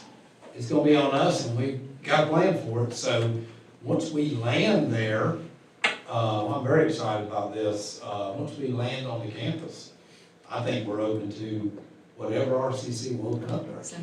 You know, whether they get to welding or not. You know, I think that's one I hope we can eventually get to. So, sorry, David. Would you be able to like sell it like, I know the early college, high school, they would go around to, they may still do it, I'm not sure, but for the first few years, they would go around to other middle schools, 8th They grades. go around really strong. They still do that. We're going to. Thank your app kids. I mean, you do that, but They is are that something that really you tough. could to do come in. with, If you don't wanna go to those schools, come to our school. They're very with him? blunt. So he could go to like 8th grade too and say, look at, like Southwest, look. He's not could be, he will be. He will be, okay. Yeah. So look, we got something special. Okay. We've already had that Whitmore discussion. would be an easy target. I mean, I see what Sharon said, we do this one pathway, say the plumbing pathway don't work. We've already been there and done that.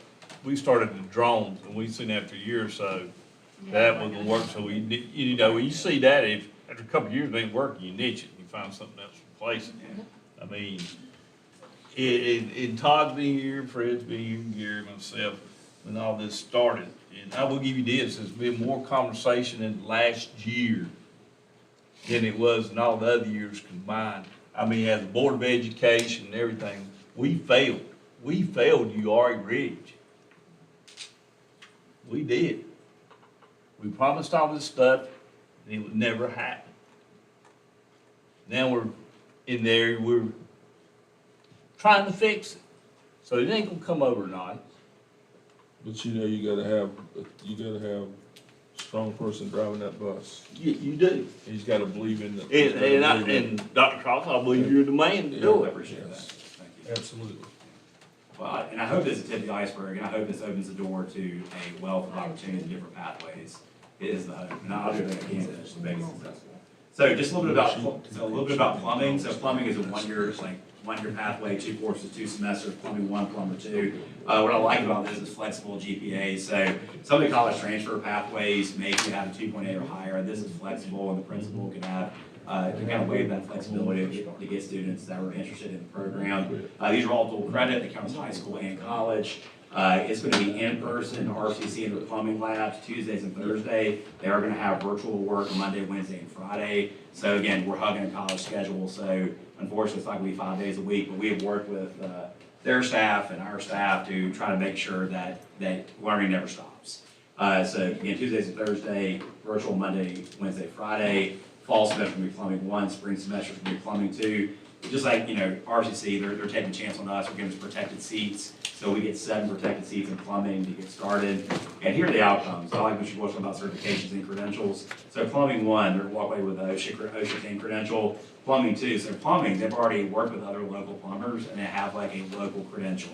So it's not like a nationally recognized credential, but it's a credential.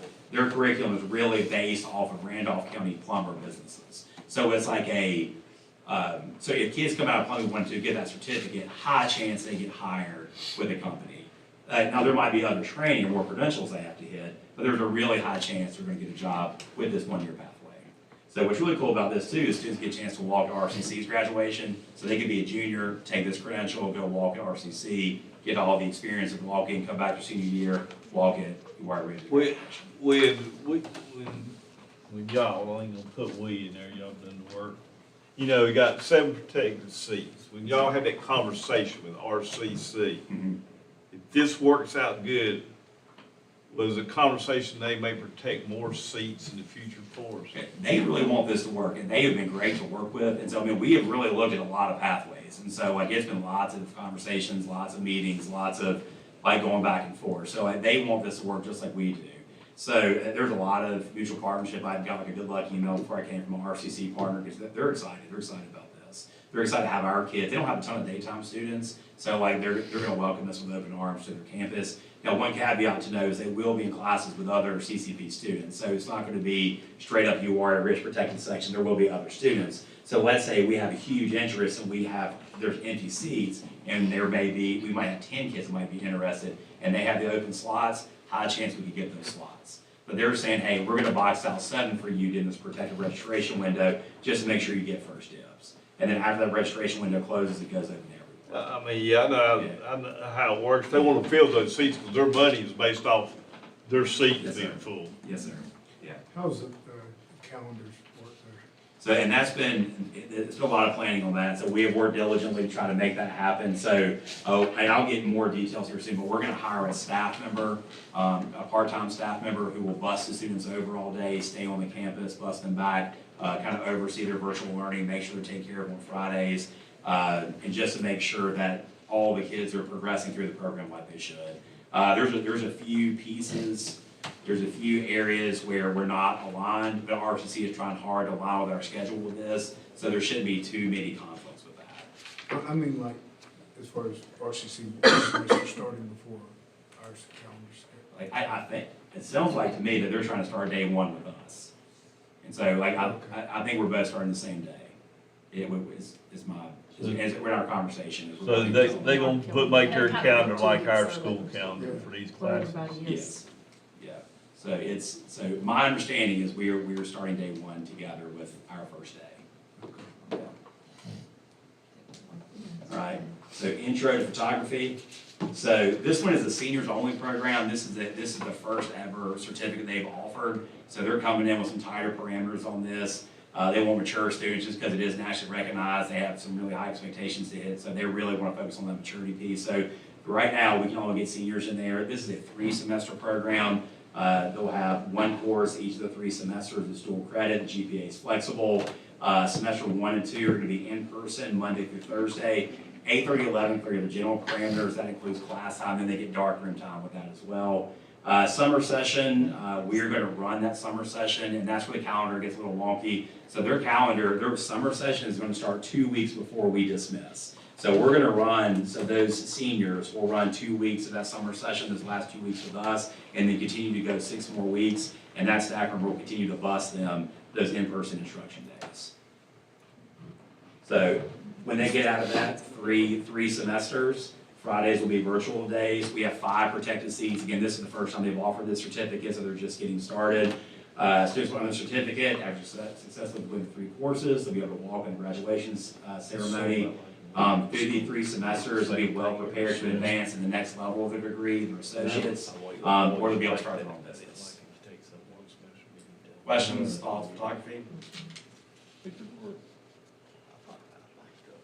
All right, last but not least, collision and repair. This is what Dr. Danny mentioned about the petty lab. If you've not been to the petty lab, it is amazing. They have all kinds of paint guns, and I mean, it's very, very hands-on. Like, it looks like an unbelievable automotive teaching lab. Like, it's really high-end equipment, highly engaging, lots of hands-on.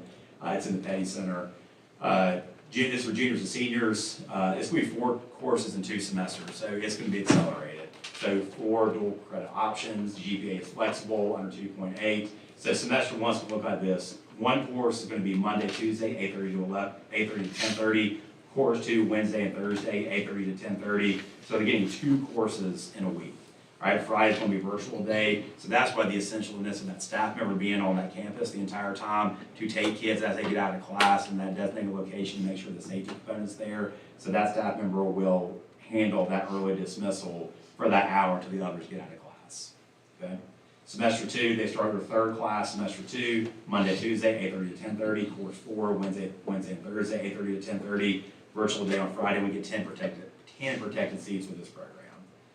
So if they complete this certificate, they're going to earn 4 credits. They're going to walk in the ceremony. There's these iCard credentials that are nationally recognized, and students can be hired as a paint mixer just from the certificate alone.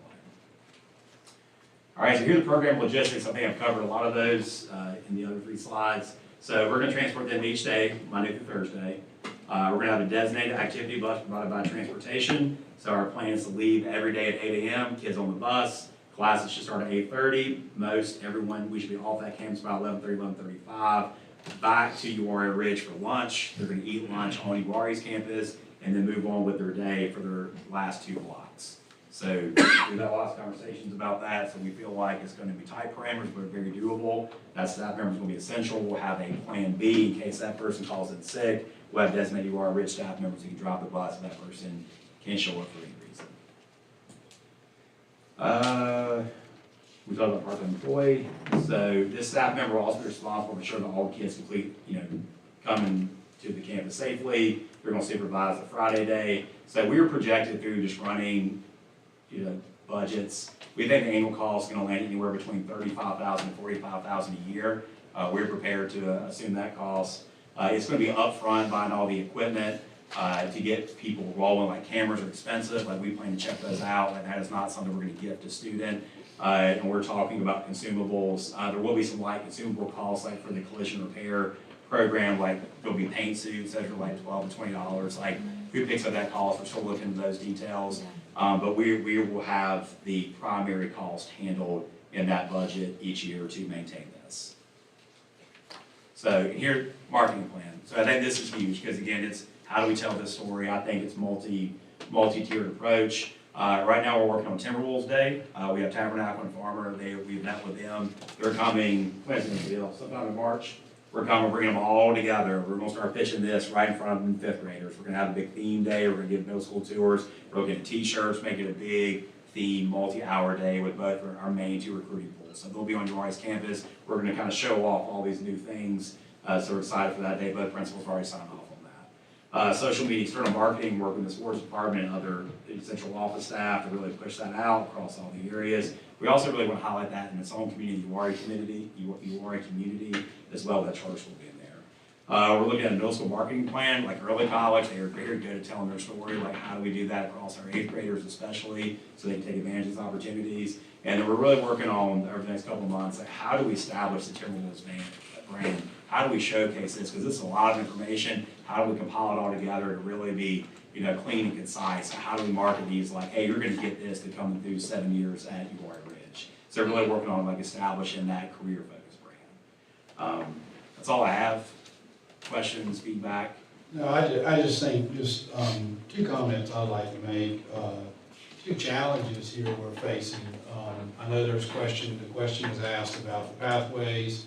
Well, we've done some things, and we're gonna need some people to embrace these opportunities. We went 4 years and also offered, the only other time we've driven students off that campus was for high school athletics and for marching band and chorus. And we did that for 4 years, and the biggest level of participation in any single year. And in some of those cases, it was the same child playing on multiple sports teams was 14, any single year. So the other thing I would ask, and the answer I was told, I assumed when I got here that URI Middle School was built and filled up. But that was a wrong assumption of mine, because my understanding is URI Middle School never filled to 660 or never got way up there. So we have a challenge. Same token, we have a challenge as Farmer Elementary's numbers have gone down and Tabernacle's numbers have gone down. And I was reminded of that today in our leadership meeting. Hadn't really thought about it, but I'm glad the leadership team member brought it up. So we have some challenges, and we will continue to offer opportunities. Anybody listening? I mean, I don't think any of us dreamed in in January 17th. That's when it first hit the light of day. When I presented the URI Ridge project in this room to the commissioners and the board. You remember that, Mr. Cook? Mm-hmm. And I remember the chair of the commissioners asked me, we were asking for $410,000 to make this go. And the chair of the commissioners was sitting right there looking this way and said, would it help if we approved this early? And I was trying not to be overzealous, but yes, it'd be appreciated, that's what I said. And, but I don't think any of us dreamed that the athletic piece would not continue on, but that's one piece that was extinguished. We did hold it 4 years. Mr. Hill's in the back, he remembers that. We promised the kids that. So the board agreed to keep it through the first graduating class. So we'll work at it. So do you think maybe part of that is just because kids being bussed off and not having something on site? I mean, I'm not saying it. I mean, being competitive is part of the reason of being able to play sports. And if, I get like not having a team there.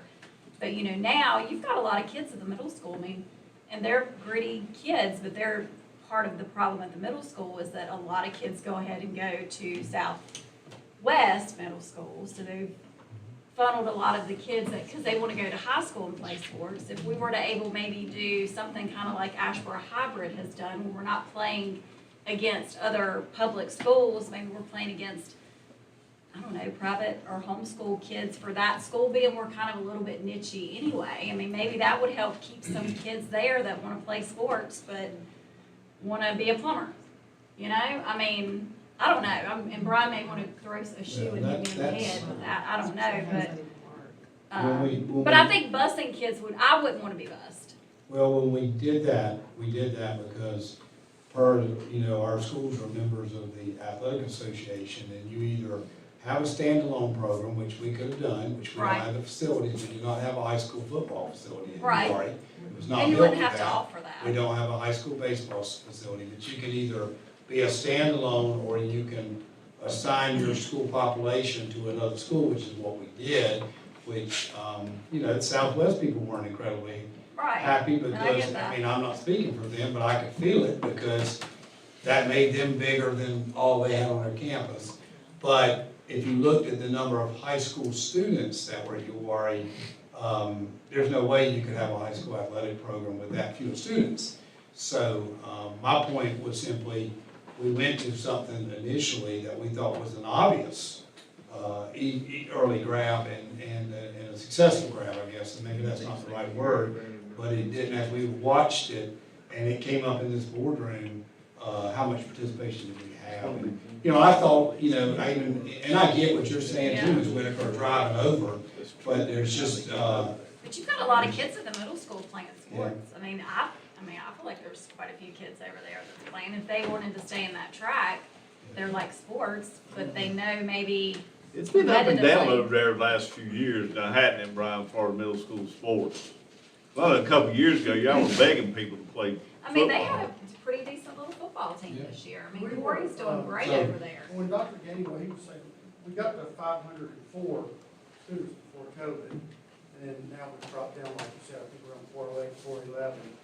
But talking about the marketing piece, and one thing that David had said to us, or at least whenever we met on campus at URI Ridge, and I didn't so much see it, I'm sure it was in there, I didn't so much see it, it's the marketing piece, getting to Farmer and Tabernacle is going to be huge, and he's doing that. Because there for a while, every year, we were getting 100 to 104 kids, 98 to 104. And that number from Farmer and Tabernacle has increased to, it's just increased a little bit. So I think the marketing getting into the elementary school kids, and then like tomorrow, is the first day that we're going over the Tabernacle, our students, in the health sciences. So that piece, just feeling that piece within the community where kids are, because we do have competition, kids are staying in Farmer Tabernacle. Now they want to stay invested when they get to a junior, because there's been a drop-off, from 10th to 11th grade, because there's competition. But whenever you see these pathways, plumbing, positive things, I think it'll help kids get excited. I mean, we talk about the numbers at Farmer and Tabernacle, and the southwest area is the biggest area in the county hit by charter schools, the biggest area hit by Ashboro Hybrid Academy. I mean, that area has lost a lot of kids to those two schools. Have they not, Philip? I mean, that's what's hurt the population of that area. I mean, I know some kids who went to UR, they go to Ashboro Hybrid now. And, it's just. Yeah, I think these pathways. I mean, as I see it, because like Ashboro Hybrid, I've been in that school, it's in my district. I've got a relationship with them, because being fire chief, I gotta have a relationship with them. And outside the 1-2 little sports they have, they don't offer them kids nothing but curriculum. But they have golf, soccer, basketball, and volleyball, and cross country. So, I mean, that's enough for, if you've got 200 and some kids in the high school, I mean, they might stay. I mean, I'm not saying, I'm a sports person. So, that's me. It's what motivates me. It's what I enjoyed in school. For some kids, that's That's what gets them kept through me school. interested in school. That's right. And, so that's just how I But think, but. Then there's I'm kids not- that don't do sports. And there is a lot of kids that don't do sports, and, they have other things, like photography and things like that. But they also have band, we just need to make sure that we're not just putting all of our eggs here, that there's other things those kids in high school can be proud of and do too, like clubs and stuff like that. And I don't know all the ins and outs of what's It's by far the involved, best thing that's come your way to try something new. Yeah. I think you've had. Like I say, You did a really good job. last year's, since last year when we started. I see where it rolls, and we have to. I mean, when you do your marketing, you marketing is, we're talking about marketing to the elementary schools. Hey, man, we gotta market this to the kids who are there. Yeah, agreed. You can't go have one assembly, hey, this is what we got next year, we're done. You can't do that. Oh, I agree. You gotta market it all year long. I mean, if you don't, they're kids. Yeah. Well, if their parents don't buy into it, they're not. Yeah. But this day and time, and I know, cause I got a kid's nonprofit, and I see how much the parents buy in these days. People may hear this, people may hate, I don't care. That's one of the problems with the school system in North Carolina. The parents don't buy in like they used to. So you gotta market to these kids where they get their parents to buy into it. And you just can't do it in one assembly or send a paper out. I agree with that. That's why I ordered the music and the, Have the- you got the best, you do have the best salesman you've had. But we certainly appreciate Yeah, everything thanks, you, David. You put a lot of blood, sweat, and tears. all the hard work and all the. Yeah, I mean, hey, I know I'm throwing hard stuff out there at you, but I've been fighting this from day one. And, it's my area. And God, you don't know how much I've been beat up over URA Ridge. But don't you think this is nice, it's an effort? Oh, it's the greatest effort there's been. Exactly. And we're gonna continue to monitor this, and we hope it'll hit the ground running and be a home run out the gate, but if it's not, we'll continue to reflect. We're gonna ask a lot of feedback, we're gonna do student surveys, we're gonna be very intentional talking to the students, and we wanna make sure it's things that they enjoy and they're successful at. So, I mean, hey, I give you kudos, like I say, I may be throwing some hard stuff out there, Oh, but great. this is yeah.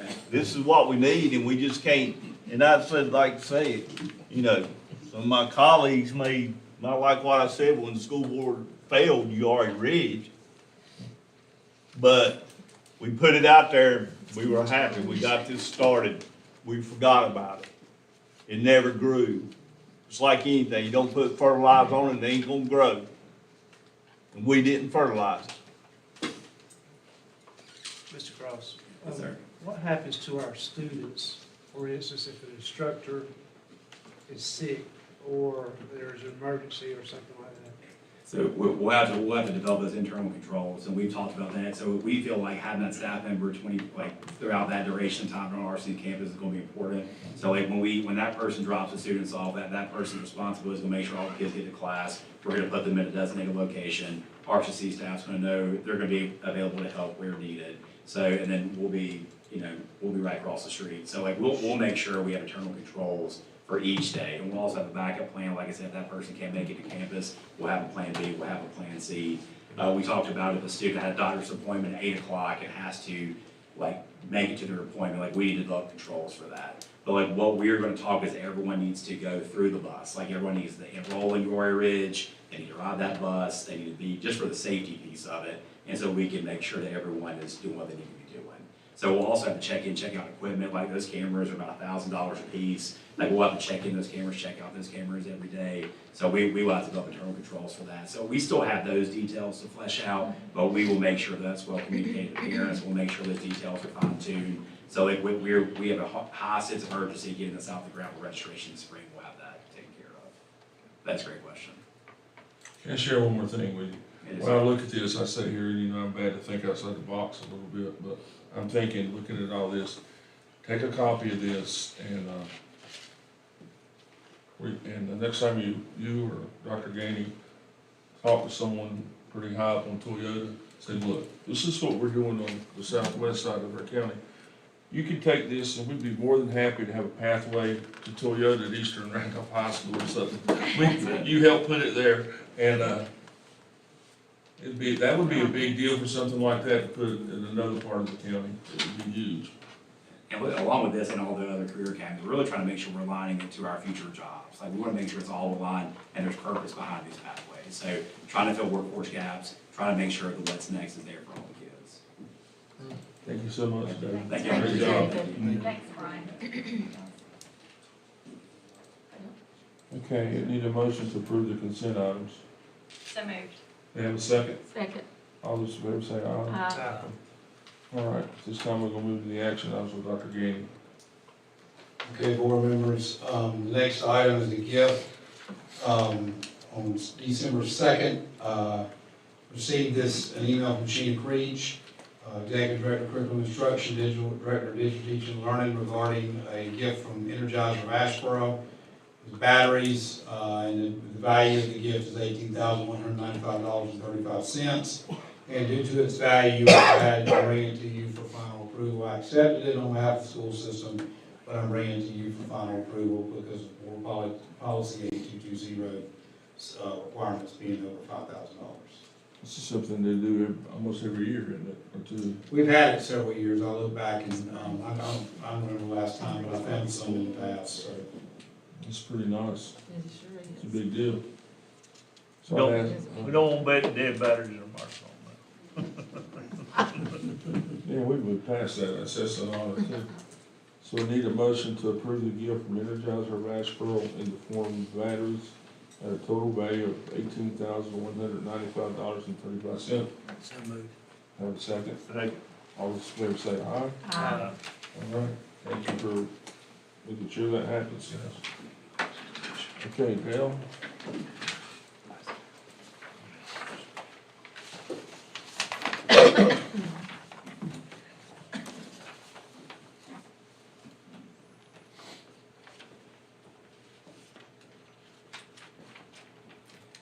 Good evening, board members. Tonight I am requesting approval from the Board of Education to negotiate a contract, for staff to negotiate a contract with Smith Senate Architecture for architectural services.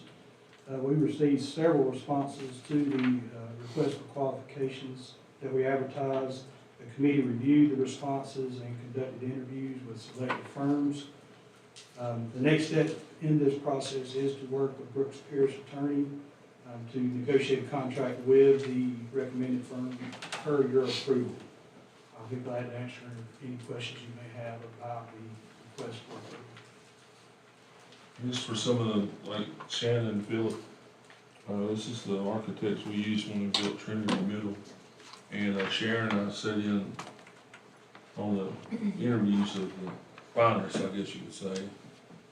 And it was quite clear that they enjoyed working for the school system.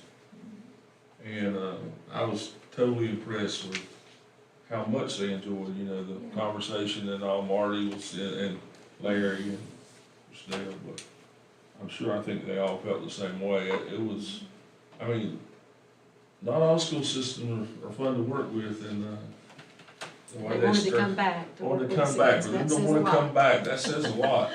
And we wanted just as good a job as we did on the Trinity Middle, and if you remember on Trinity Middle, I'm sure you're a numbers guy. We gave money back instead of asking for more after that school was finished. $727,000. Yes. Might have been a mistake, but Seven, anyway. My question is this, where are we at? I mean, are we looking to proceed with Liberty, or, because I know in the past We'll discuss that. We're gonna discuss that a little bit in closed session tonight, exactly where we are, and give you guys, I think, updates on it as of today, most likely. But, anyway, I was just gonna tell you about what my feelings as Miss Senate. Everything's good for me. Dale, you'll come back with a contract in January. Try our best to have one in January 13th. Thank you, Dale, great job. Thank you, Marty and Larry for being involved as well. And Okay, did you we have move to have and a motion. approve? We have to have a So we motion. do need a motion to approve the request for Smith Senate. So moved. All right, have a second. Second. Second? All right, all those in favor say aye. Aye. Opposed? All right. Thank you, board members. Thank you, Dale. Thanks, Dale. Go Sharon.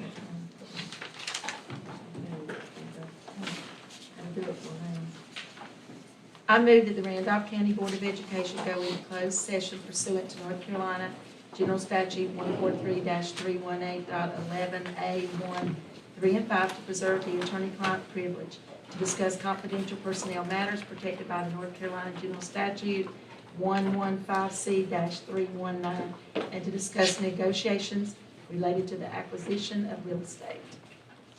Can we have a motion to go into closed session? Have a second. Second. All right, all those in favor say aye. Aye. We're now in closed session.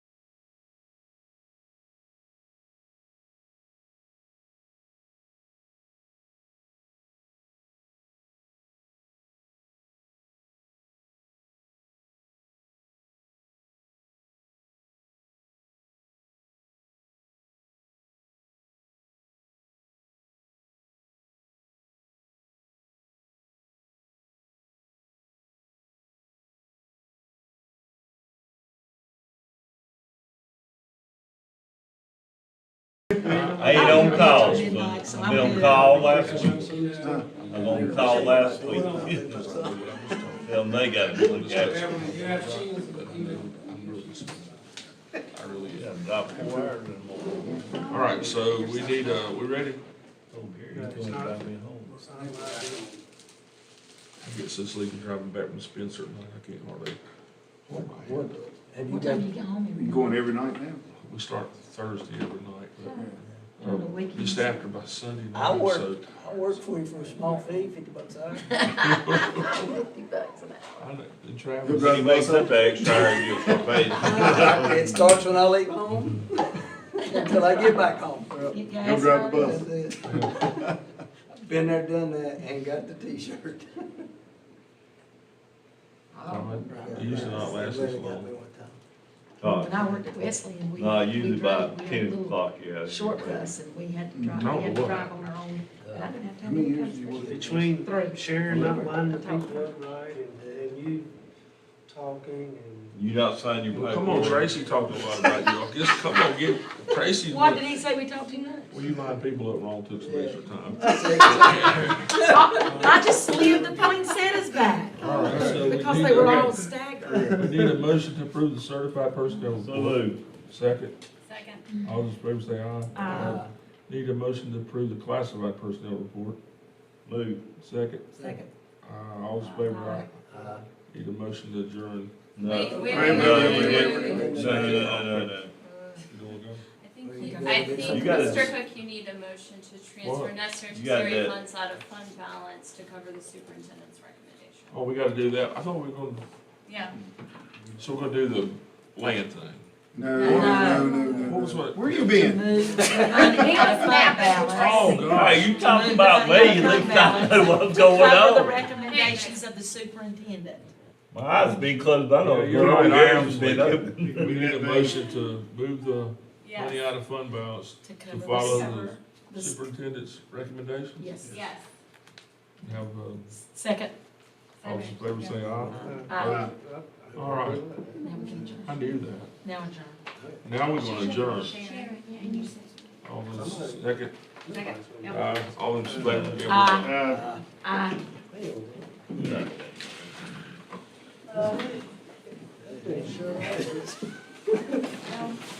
Oh, you said it's all over here sleeping, no? Uh-oh. That didn't sound good. I told the preacher a long time ago, you look at me, my. That's all right. That didn't sound Oh, good. it did.